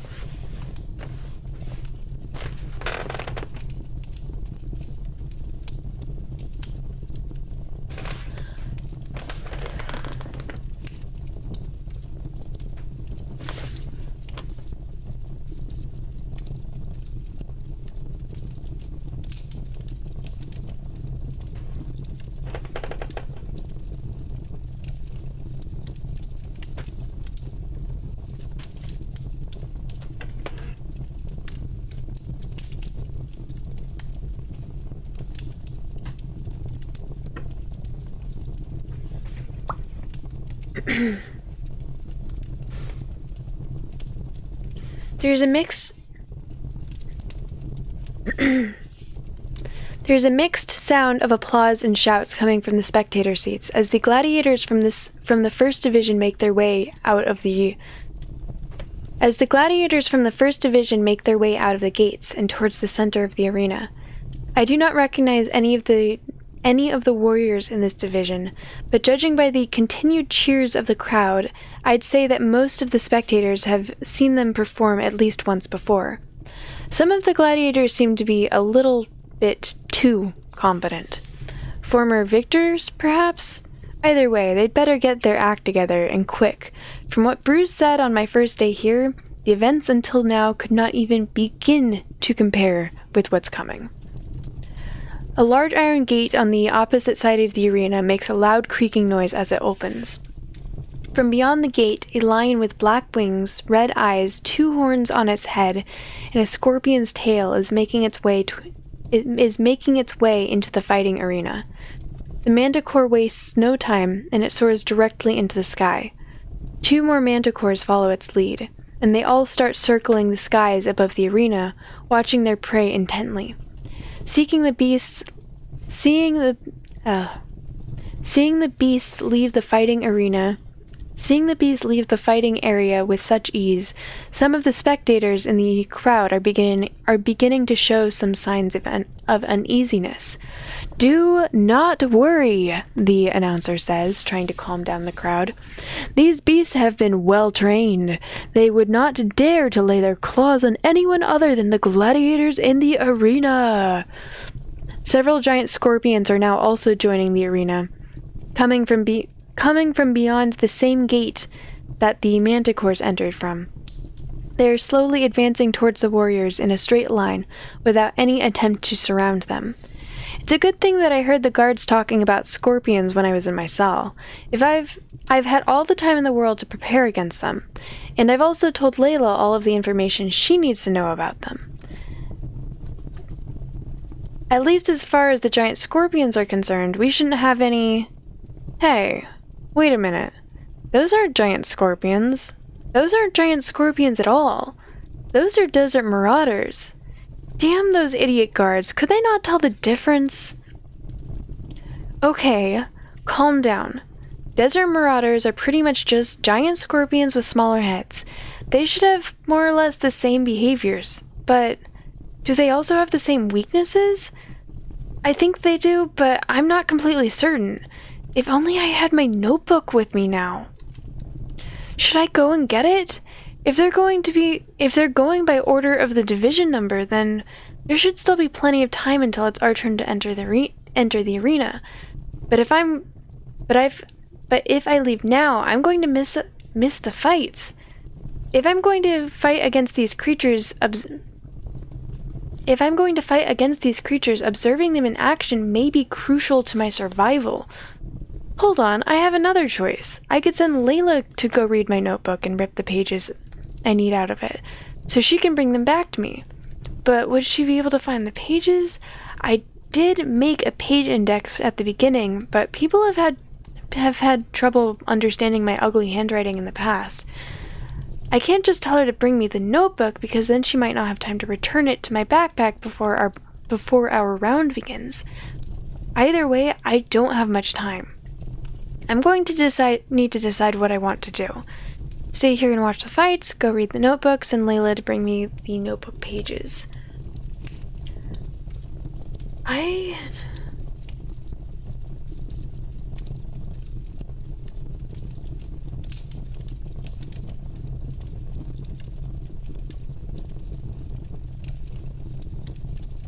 Someone wants to weigh in here, now's your chance. I don't know if we're able to get this one or not.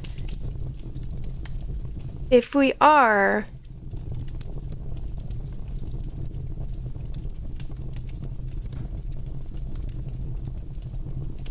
I think we would want to do this one. But I'm not sure if, since this option's here, I'm not sure if we're able to get this, but if we are able to get this achievement, we need to pick this one. But I'm not sure if it's even available for this playthrough because of choices we've made in the past.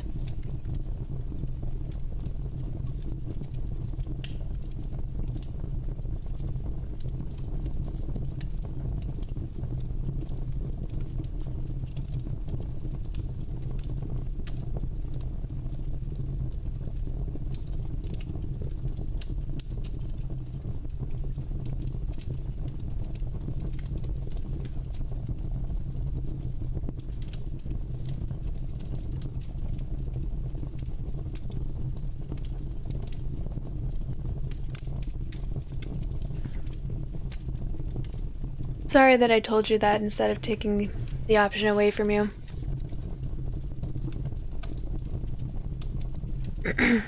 Achievement unlocked, a calculate. Okay, cool, we got it, yeah.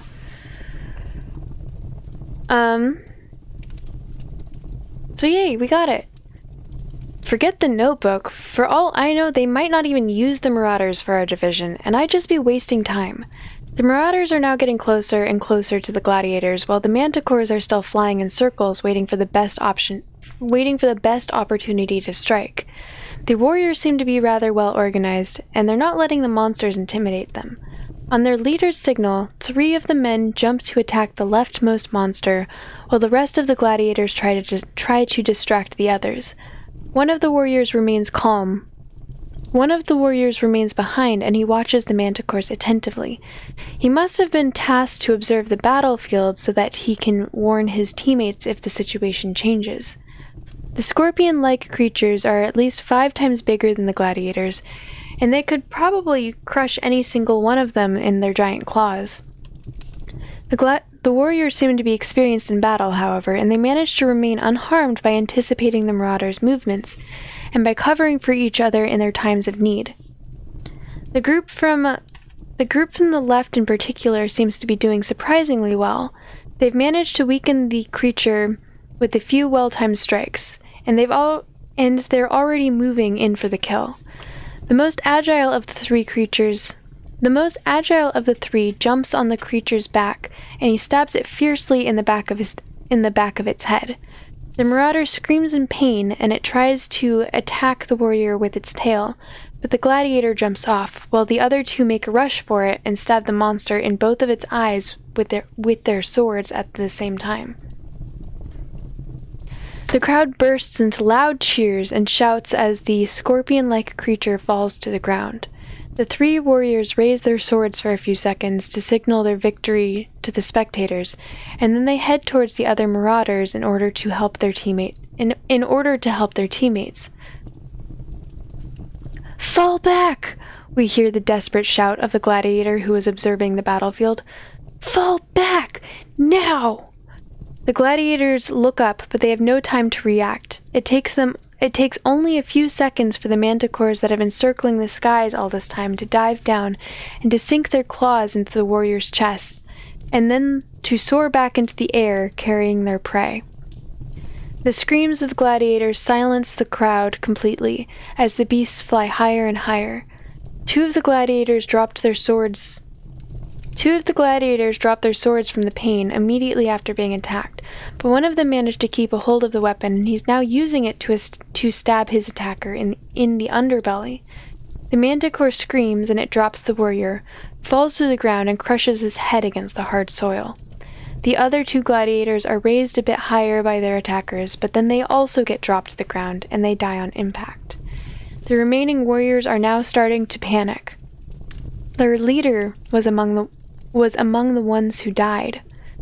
Having lost the person who was giving them directions, the gladiators began to break their formation, and the marauders take advantage of this by grabbing one of the warriors with their claws, while the other marauder impales him with its tail.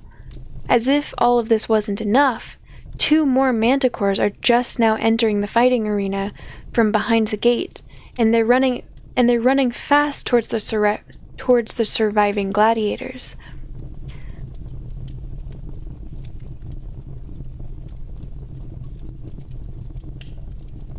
The observer gets killed first. He didn't seem to be very skilled in combat, and he got mauled in an instant. The other gladiators did not last much longer. The desert marauders and the manticores finally joined forces against them, and they couldn't stand a chance. At the end of the fight, the arena falls completely silent except for the sounds of the manticores feasting greedily from the carcasses of their hard-earned prey. "By the gods," Bruce says as he watches the battlefield's aftermath in horror from beyond our iron grating. It appears that not even our reigning champions could defeat these fearsome beasts, the announcer says. "This does not look good for the following divisions. Is this event going to end in a bloodbath?" The iron gate for the second division is now getting raised. However, nobody seems to be coming out. After about 10 seconds of silence, we hear a scream coming from the direction. "I'm not going out there," the man screams at the top of his lungs. If you want to kill me, then kill me now. You saw what happened to those gladiators. We don't stand a chance." "You're going to march out there and fight," another man's voice says, "or you'll be getting a death far worse than being eaten alive by a manticore." "No, please, have mercy," the other man shouts. The discussion between what I presume is a gladiator from the second division and a guard from the arena is getting a lot of reactions from the spectators. Some of them seem to be getting scared, and others are fidgeting around nervously in their seats. We seem to be experiencing some technical difficulties," the announcer says. "There's no need to be alarmed. I'm certain that our guards will get the show up and running in..." The announcer stops mid-sentence as a single dwarf steps out from the division's gate, carrying a bottle in his hands and walking at a relaxed pace towards the desert marauders. Both the crowd and the announcer fall completely silent as they watch Hadrick walk calmly, and then stop in the middle of the arena in order to chug down the last of the contents of his bottle. "Ah," Hadrick claims, "there's nothing like a fine bottle of Dwarven ale to raise your appetite before a battle." He then starts turning his head around as if he were looking for something. "Say, you wouldn't happen to have something that I could throw this empty bottle away in, would you?" he shouts towards the announcer as he shows him the empty bottle in his hand. The announcer watches him with a puzzled expression on his face without saying anything. "You know, like a trash can or a paper bag or something so I don't make a mess," Hadrick says. The announcer and the crowd watch the dwarf silently, unable to decide whether he is being serious or not. Oops.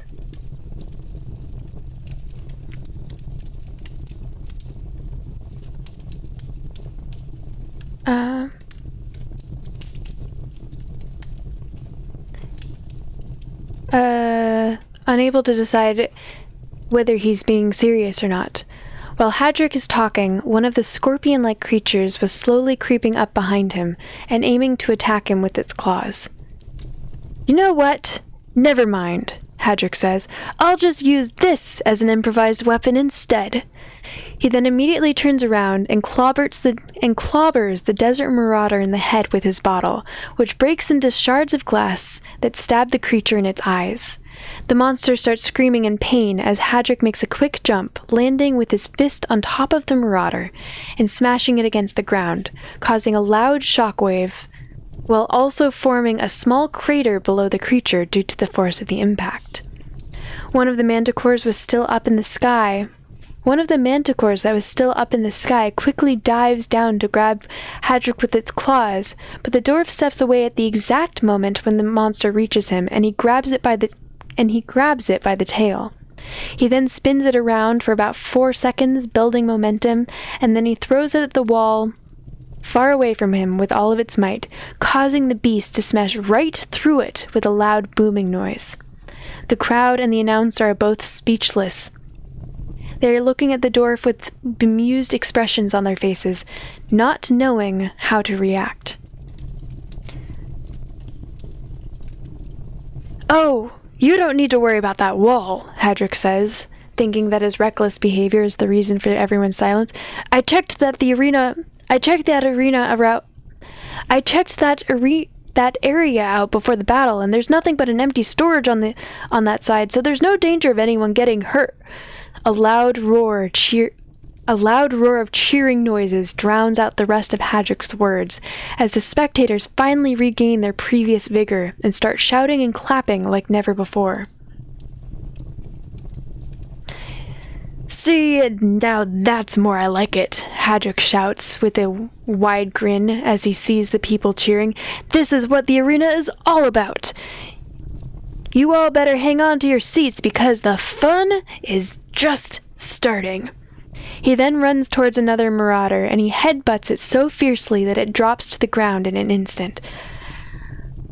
"Release the second wave," the announcer shouts as a few more desert marauders come out of the large iron gates that had been opened previously.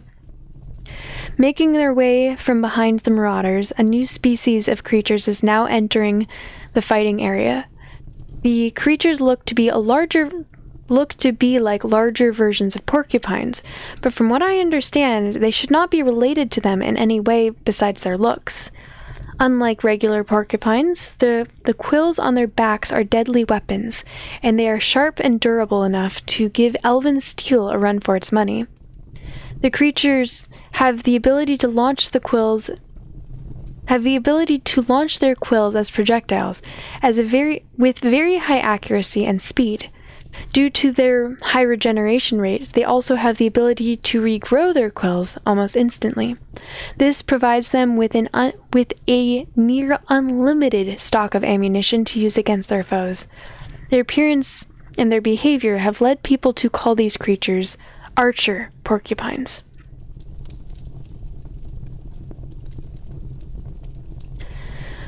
A few of the porcupines that have positioned themselves several dozen feet behind Hadrick are now turning their backs towards him, getting ready to attack. Hadrick is still fighting the marauders, and he doesn't seem to have noticed the porcupines. Should I shout a warning to him? I wouldn't want to distract him in the middle of his battle, but if those porcupines manage to aim their shots right, he might be in trouble. Warn him, don't warn him. Up to you guys.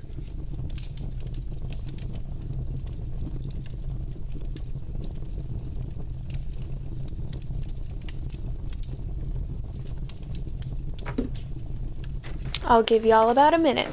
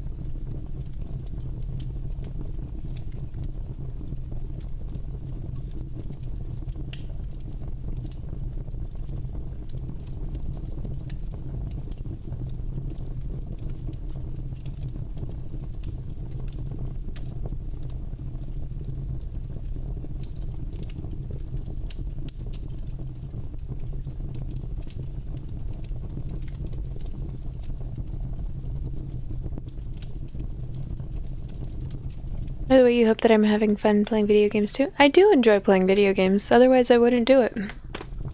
But thank you. Okay, so I see 2 people said don't warn him and 1 person said warn him, so we're gonna go with the majority. I shouldn't interrupt his fight. He knows what he's doing. While Hadrick sends the last of the marauders crashing to the ground, 3 of the archer porcupines aim their shots towards him, and 6 of their sharp quills stick themselves into the dwarf's back. Huh, Hadrick says, with the tone of a man who's just been bitten by a mosquito. He then takes all of the quills out one by one with his hands, and he throws them to the ground. The quills seem to have barely gotten through his skin, and there's hardly any blood coming out of the wounds. I don't know why I'm surprised. If regular unenchanted elven steel is not sharp enough to pass through a giant's skin, then why would it be any different for porcupine quills? Hadrick does not give the archer porcupines the chance to aim their second shot, as he dashes towards them and then pummels them repeatedly with his fists until they are either dead or unable to move. The manticores have all abandoned their meals when Hadrick started his rampage, and they're now back circling the skies, trying to find the right time to strike. One of the braver manticores dives down quickly in an attempt to surprise the dwarf, but when it sees him react, the monster quickly soars back up into the sky and out of his reach. "Damn it!" Hadrick says. Come back here, you coward! Come back here and fight!" "Hey, dwarf," I hear Araka's voice coming from the crowd. "Why don't you try singing them a lullaby? Maybe they'll get sleepy and come back down."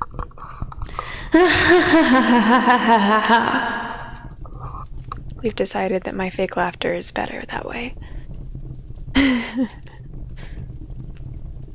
Following the sound of Araka's voice, I managed to identify Flower in the crowd of spectators. The people around her all have their heads turned towards her and are watching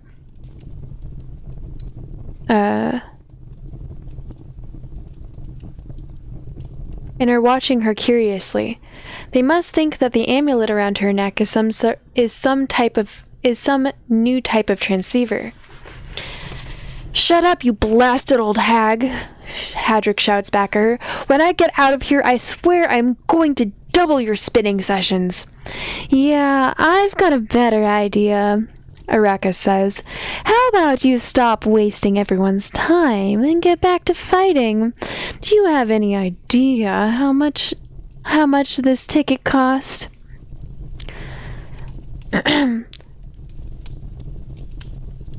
I can't fight them, you moron, Hadrick shouts, exasperated. I'm not allowed to use ranged weapons in this arena. Then throw some spears, Raka shouts. Do I really have to tell you everything? You've got spears mounted on the walls. Use them. Now that Araka mentions it, I see that there are indeed spears and various other weapons mounted on the walls of the arena. They must have been placed there to give people who didn't have any weapons when they got captured an equal chance in the fighting event.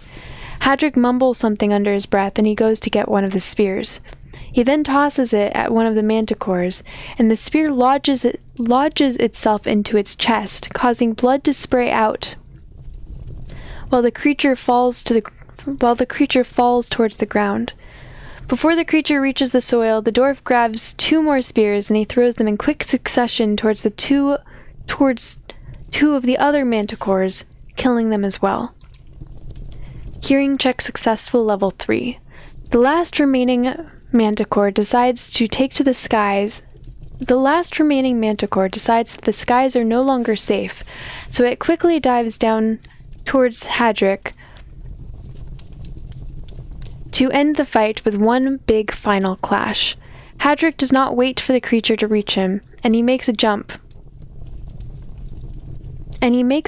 grabbing it from the air and doing a spinning drop, crushing the beast's head into the ground. He did it. The crazy bastard really did it. He took both waves of monster down all by himself, and he barely even got scratched. The crowds are now cheering louder than ever before. Hadrick's teammates, who had been hiding this whole time, came running towards the dwarf, and they raised him into the air while chanting his name repeatedly. Hadrick! Hadrick! Hadrick! They keep saying, while the crowds are all cheering. Don't think you're getting off that easy, you cowardly dogs, Hadrick says with a grin, while his teammates are throwing him up and down.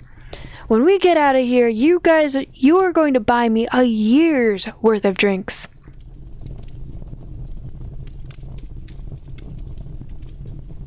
What is the meaning of this?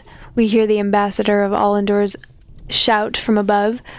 Ambassador, says Vinard, the owner of the arena. I see that you've decided to join us after all. Would you like some wine? The 2 of them seem to be talking from a private room above our division's arena. It doesn't appear like any of my teammates are able to hear them. Why is the dwarf here? The ambassador says. He wasn't supposed to be there. He is going to ruin everything. Calm down, Ambassador, Vinard says. The dwarf came here with a letter of admission signed by the king himself. We couldn't just turn him down. Just because you couldn't turn him down, the ambassador says, it doesn't mean that you have to let him make a mockery of your entire arena. But he hasn't done that, Ambassador, the owner says. Quite the contrary, in fact. He has provided us with a spectacle that this arena has not seen for ages, and the crowds love it. The show has only just started, and it's already exceeded all of my expectations. I don't care about your expectations, the ambassador shouts. I want him out.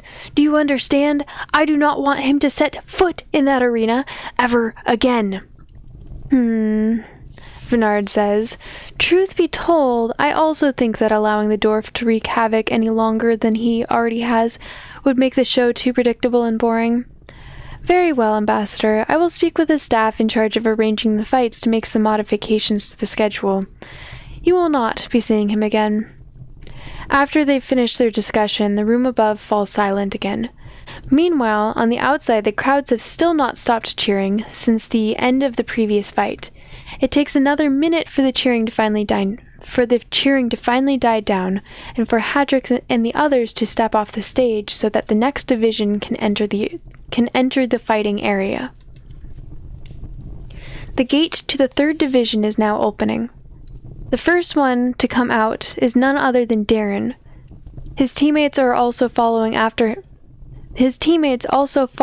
after a short period of time, but they are looking a bit apprehensive.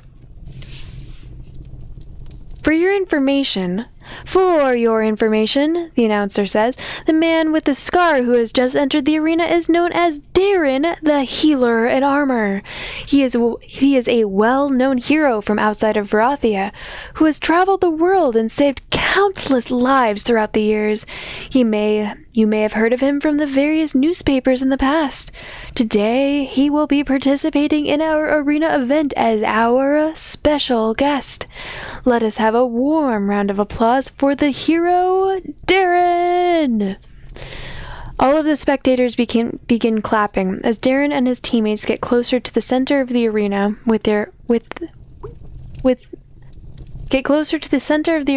and ready their weapons. Okay, listen up, Bruce tells us while the gladiators are still beginning to fight. After watching the two fights from before, I think that we need to change our battle strategy. Have you gone daft? The disinherited noble thug says. Why would we change our battle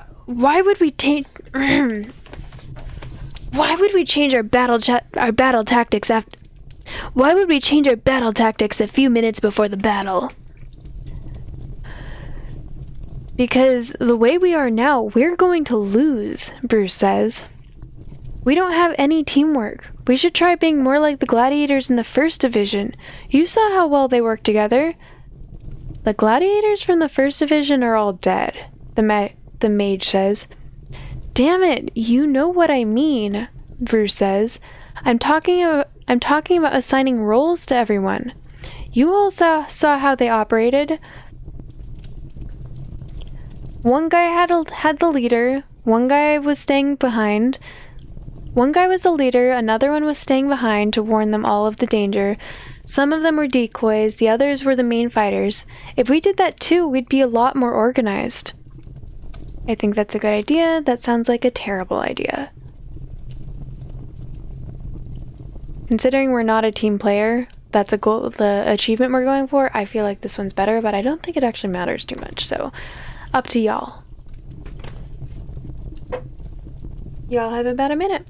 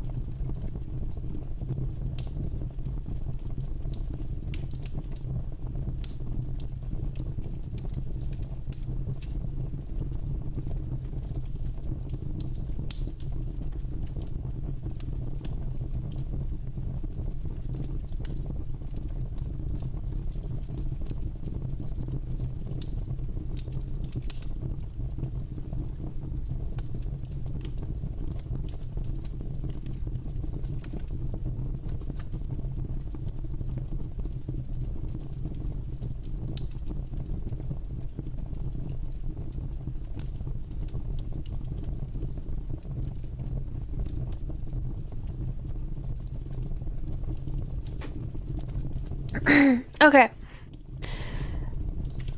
That sounds like a terrible idea, I say. This type of strategy may have worked for those guys because they already knew each other and had fought together before. The 7 of us, on the other hand, refused to talk to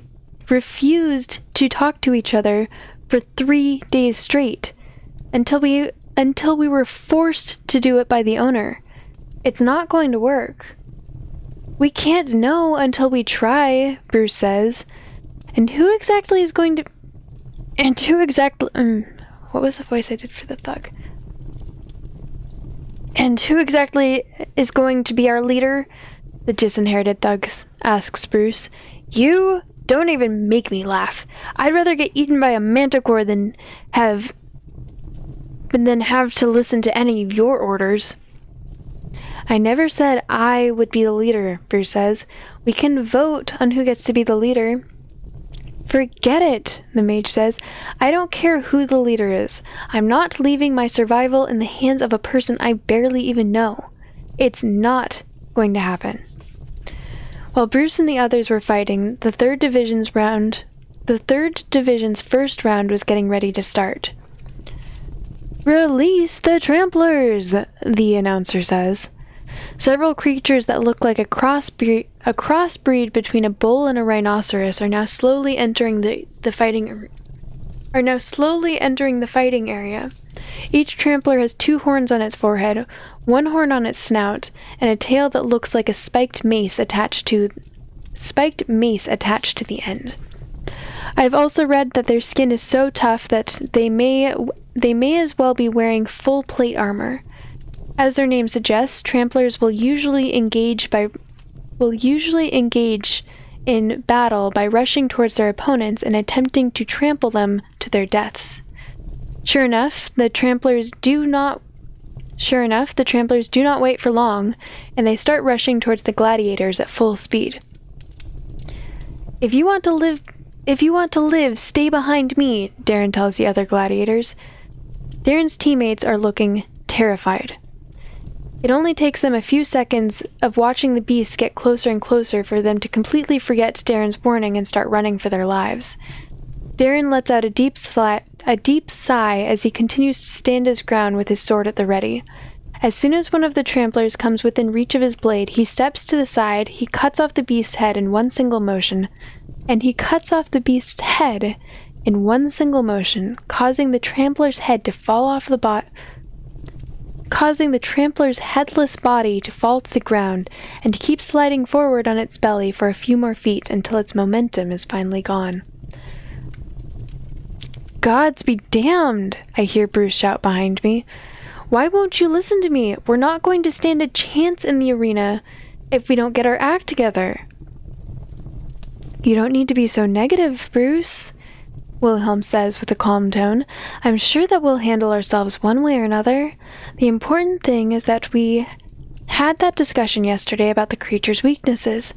As long as survival is the primary goal in all of our minds, we'll surely put that information to the best of uses. The tramplers have finished their first tour of the arena and are now coming back towards Darren for a second round. Some of his teammates have managed to evade the stampede, but 2 of them were not so lucky, and they got trampled to death before they could get out of harm's way. Darren waits patiently until the last moment yet again, and then he runs his blade through the side of the creature, slicing it in half. The crowds are going wild once more. Seeing that the first wave of beasts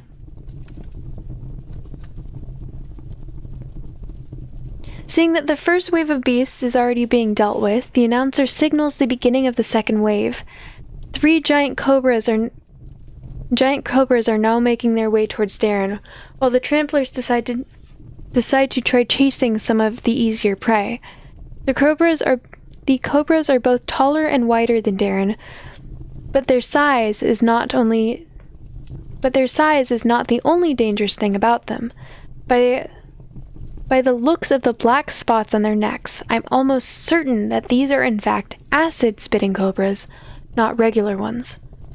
Acid that comes from cobras is not as strong as acid from mage spells, but it's definitely not something to be sneezed at. While it may not significantly damage weapons and armor that have been sufficiently enchanted, the acid from a cobra can still burn through most regular metals in a matter of minutes, and can burn through human flesh in a matter of seconds. Being now faced with ranged attackers, Darren decides that it is no longer safe to maintain his position, and he switches to the offensive, advancing slowly with his shield in front. Darren gradually closes the gap between himself and the cobras until he gets near enough to be able to make a dash attack. The cobras have been spitting at him all this time, but judging by the impact it's had on Darren's shield, they may as well have been spraying water. Darren makes a dash towards one of the cobras, and he slices its head off in one strike. But before the other two get to attack him, he bashes it with his shield while stabbing the other through the mouth with his sword. He then makes sure that the third cobra is still dizzy, and he finishes it off as well with one well-timed slash of his blade. While Darren was busy with the cobras, the other gladiators had somehow managed to bring down one of the tramplers by themselves. Seeing that the other tramplers are not planning to attack him anymore, Darren decides to go help the others kill off the remaining creatures. "If none of you are going to listen to reason, then I'll fight on my own," Bruce shouts again, this time louder than before. "I don't plan on getting killed to save your sorry behinds." "I very much doubt that anyone was counting on your help to begin with," Wilhelm says. "Now, could you please keep quiet? Our battle will begin shortly, and I would like to concentrate." "Great. Our fight didn't even start yet, and our team is already falling apart. I knew from the beginning that these people couldn't be trusted." There is now a very loud burst of cheering coming from the outside. It appears that Darren and the other surviving gladiators have finally defeated all of the creatures. The announcer is signaling them to leave the fighting area now that the show can proceed. As Darren and the others are getting ready to leave, a man dressed in a dark blue robe with a hood on his head comes from behind me, and he joins my side by the iron grating. "Who are you?" I ask him, even though I can probably already guess the answer. "I am a last-minute addition to your division," the man says. "I have been sent here to solve your troubles." The man is carrying 2 scythes in his hand that both have sapphires encrusted into their hilts. "You were sent by the Lysathi?" I ask him in a low voice in order to make sure that none of the others hear me. What were they thinking? Don't tell me you plan to fight all the monsters by yourself. "I will uphold your end of the bargain," the Lysathi says. "Make sure that you uphold yours when the time comes." Yes," I say. "Yes, of course." The Lysathi readies his scythes, and he waits for us to be granted access to the arena. Once Darren and the others are out of the fighting area, the iron grating in front of us finally begins to get raised. We make our way towards the center of the arena, like the divisions before us.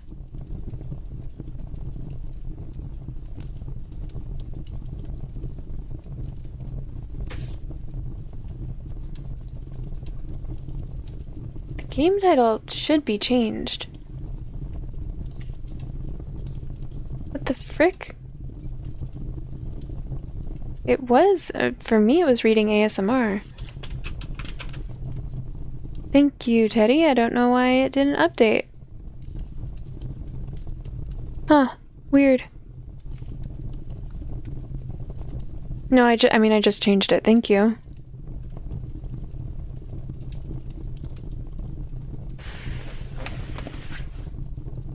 And, Phoenix. Yes, Araka is for sure one of my favorite characters. I love Araka so much. Thank you, Zebrafinch. It's okay. I thought that I changed it. I mean, for me it was saying that I had already changed it, but you were right. Weird.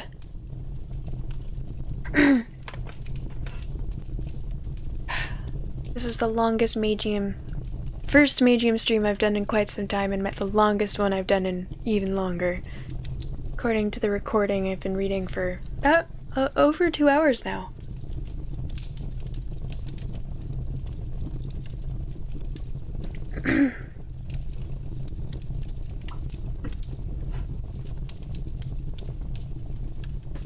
Yeah, since about then. Thank you. It's very big.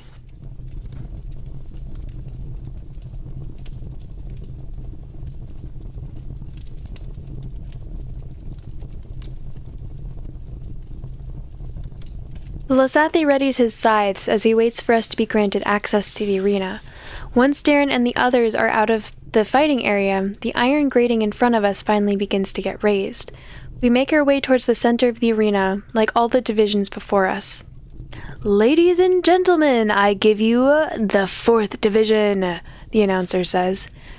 The crowd watches us in complete silence as we make our way past all the animal carcasses in order to reach our destination. It's clear that they do not recognize anyone from our division. They're probably already thinking that we're going to get butchered, like that 1st division from earlier.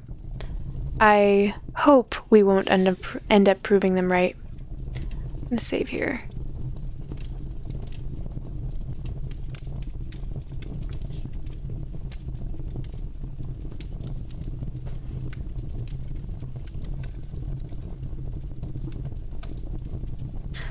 Okay. So I think that there are 2 that we can get from this fight. Not a team player, which we've already done our best.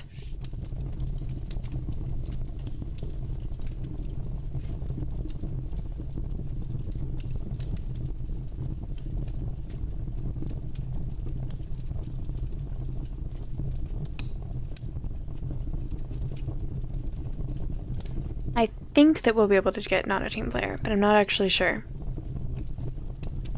And I'm pretty sure that we can also get Trampler Slayer. Oh, I think we already got Trampler Slayer, so I think we can get Spear Thrower.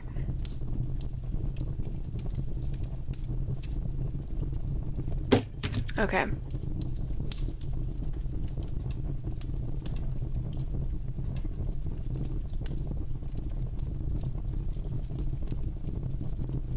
Oh, we already got that one.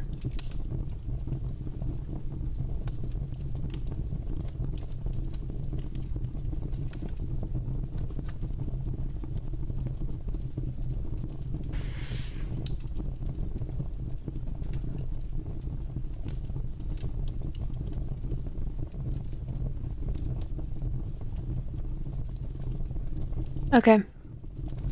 Kill a manticore. So Spear Thrower, kill a manticore in mid-flight by throwing a spear at it. Main menu. Return to game. Ah! Wait, who are you and what are you doing here? Bruce says as he finally notices the Losathi in the dark blue robe. Lucius Greystone, hello, welcome in. How are you today? I am a last-minute addition to your division, the Losathi says.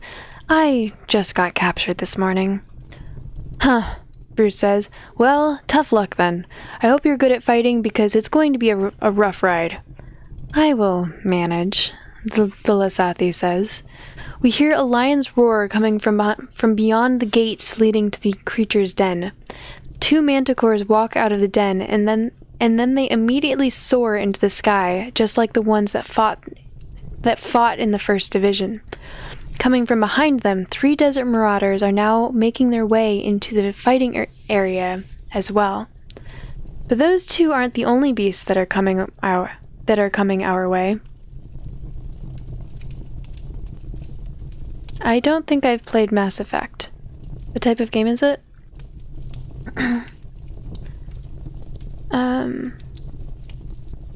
But those 2 aren't the only beasts that are coming our way. 2 giant acid-spitting cobras are now also slithering their way out of the den, and if my ears are not failing me, I think I can also hear the sounds of a few tramplers getting ready to charge towards us.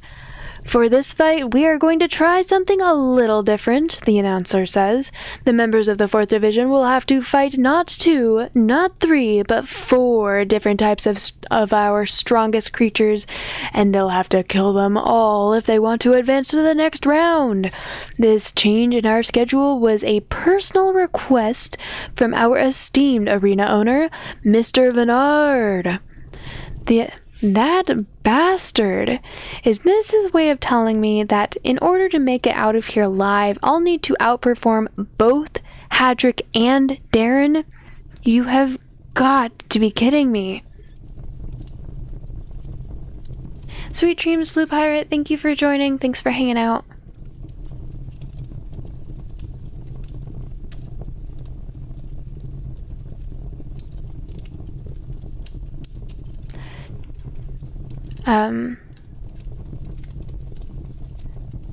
Just make sure that you all follow my orders and everything will be alright, Bruce says. I knew it, the ex-noble thug says. I knew that you would start playing leader as soon as we got into the arena. I knew that I already told you nobody is going to listen to you. So you can take your orders and shove them up your arse. Is this really the time and place to be having this argument? Actually, I think that Bruce would do just fine as a leader. I completely agree. I should be the one to lead the team, not Bruce. It's up to y'all. I'm not actually sure, and I don't know if it matters. So, if anyone has a preference here, now is your chance. Otherwise, I will make a decision in about a minute.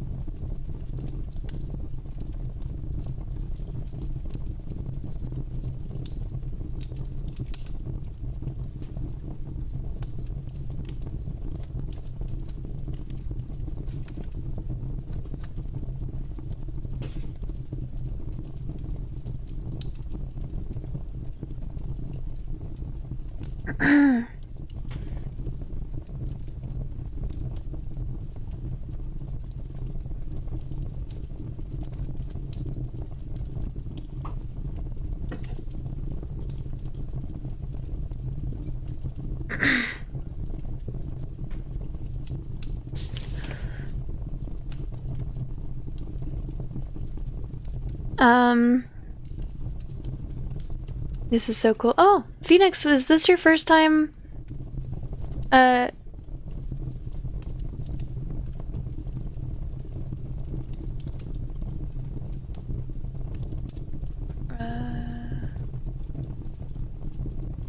Is this your first time being here for Magium? I haven't done it in quite some time, and I normally do it pretty late.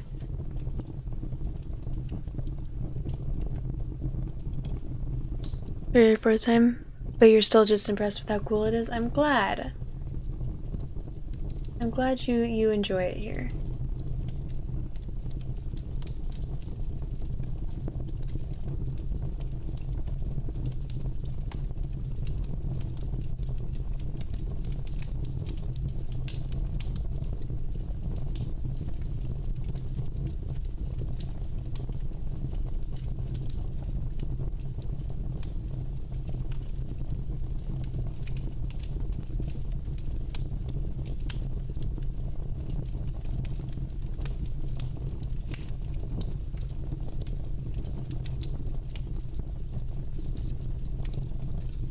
Guys.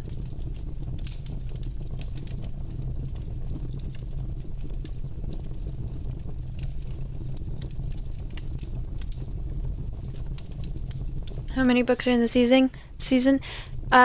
He finished the third book earlier this year. He has 5 books planned, plus some spin-offs and side stories. So, he writes it all himself, then codes it all himself for both Android and iOS, which those are 2 different coding languages, so crazy impressive. Edits it all himself. So much respect for the author. Every single chapter takes longer for him to write. He also went through some mental health stuff during COVID. But every single chapter takes him longer to write because the story keeps branching.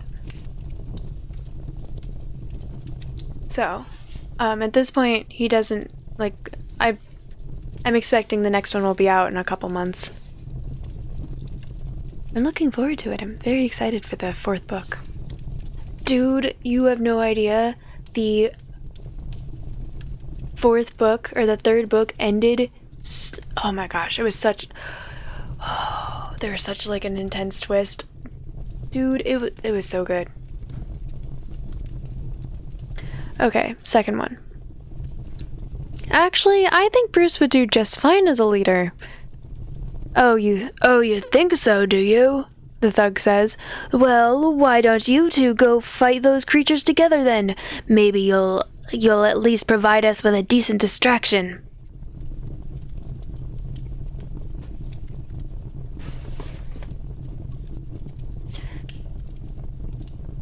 Or maybe you could shut the hell up and... I stop talking mid-sentence because the blue-robed Lasathi suddenly makes a run towards the creatures all by himself with his scythes at the ready. That crazy fool, Bruce says. Does he have a death wish? The cobras see the Lasathi and they both spit in his direction. The Lasathi dodges the spray of acid and he moves to stab one of the cobras with his scythes. As soon as he stabs it, the giant snake falls on the ground unconscious, and he also stabs the second cobra in the same manner, sending it falling to the ground almost as quickly as the first one. One of the manticores sees this as an opportunity to attack, so it dives down with great speed in an attempt to grab the Lasathi in its claws. The Lasathi, however, was expecting this to happen, so he waits for the manticore to reach down to his level, and then he impales it with both of his scythes, causing the creature to tremble and scream for a few seconds, and then fall lifeless as it hits the... Then it falls silent as it hits the ground, lifeless. This guy might, get in the way of us getting the achievement. I forgot that he would be here, because I've never done this version before.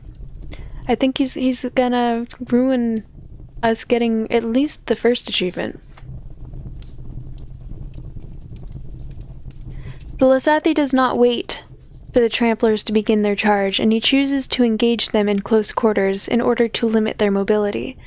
The desert marauders are now joining him in battle, and it looks like they're aiming to surround him. To make matters worse, the manticore decides to join the fight as well, and it dives down towards the Lasathi, closing off his last remaining escape route. "Get out of there!" Bruce shouts at him. "Get out now!" The Lasathi shows no sign of having heard Bruce. Instead, he waits for the last possible moment when the marauders and the tramplers and the manticore are all within a few feet of his position, and then he thrusts both of his scythes fiercely into the ground.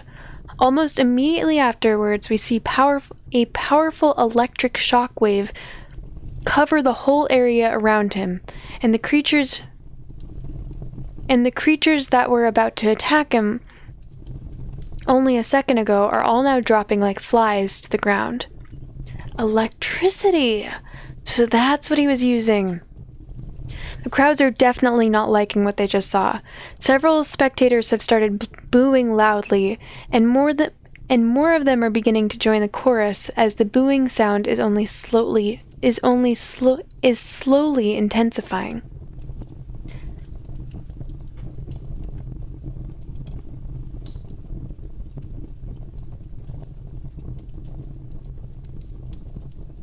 I suddenly realize that Wilhelm is no longer by our side. When did he leave?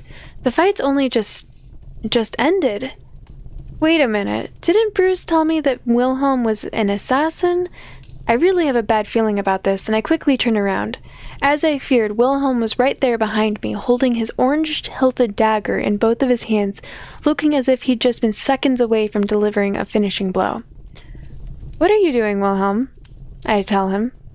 Wilhelm seems almost frozen.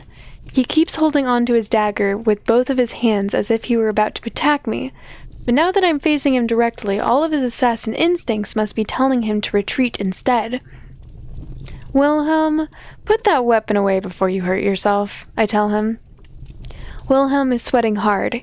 He stands there looking at me for a few seconds, then he suddenly sheathes his dagger and leaves towards our division area without saying a single word. Good riddance. I hope he'll think twice before trying that again.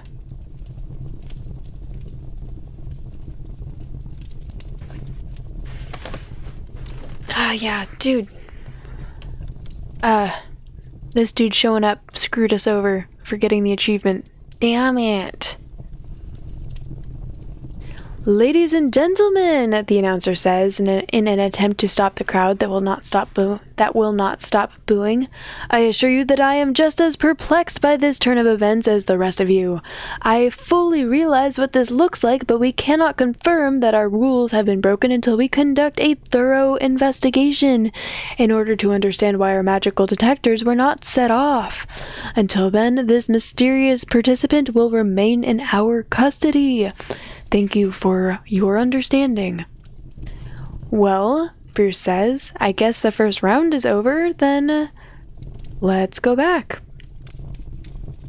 As we all head back, we run into the owner of the arena, who is waiting for us at the entrance of our division's area. May I have an explanation for all of this? The owner says, looking straight at the Lasathi. Who told you that you could come in here and interfere with this arena event? You know very well who did, the Lasathi says, and you'd do well to step aside and let me pass if you know what's good for you. How did you manage to fool the magic detectors? The owner said. Did you forget who provided you with those magical detectors in the first place? The Lasathi says. I only had to make a few small tweaks prior to the event in order to get those devices to ignore electricity. You are not to interfere in this event any longer. Do you understand? The owner says furiously. I want you out of here right this instant. Are you sure? The Lasathi asks him with a menacing tone. Get out! The owner tells him. Very well.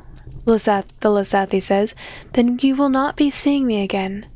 You should, however, expect to see some of my associates in the next few days. And when you do, you should be ready to face the consequences for your actions today.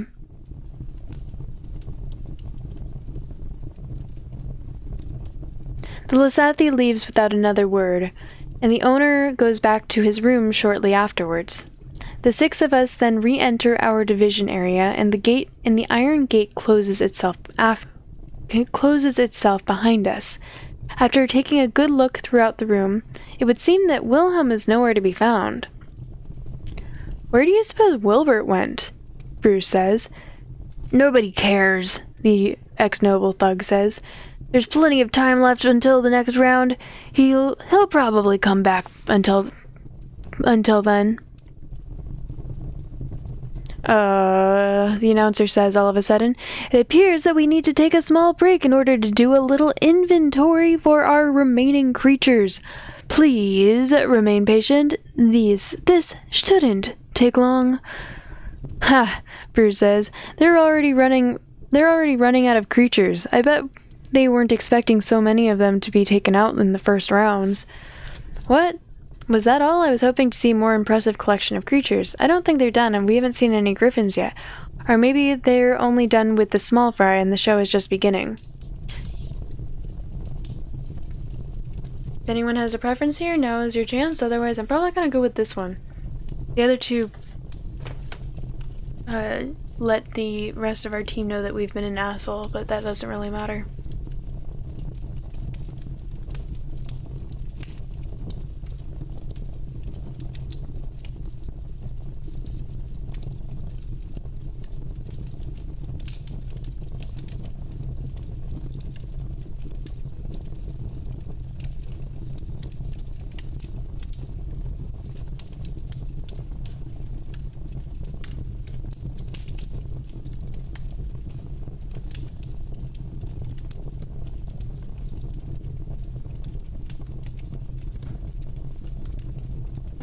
You know what? Actually, now that I'm looking at the time, I should probably end.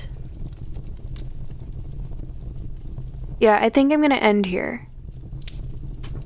I'm gonna save.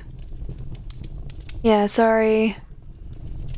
I didn't realize how late it'd gotten. Also, my throat is dying. The recording is just reaching 2 hours and 30 minutes.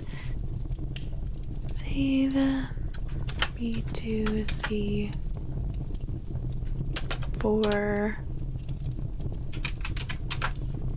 dude. Okay.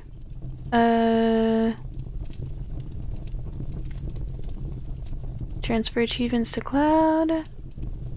Transfer.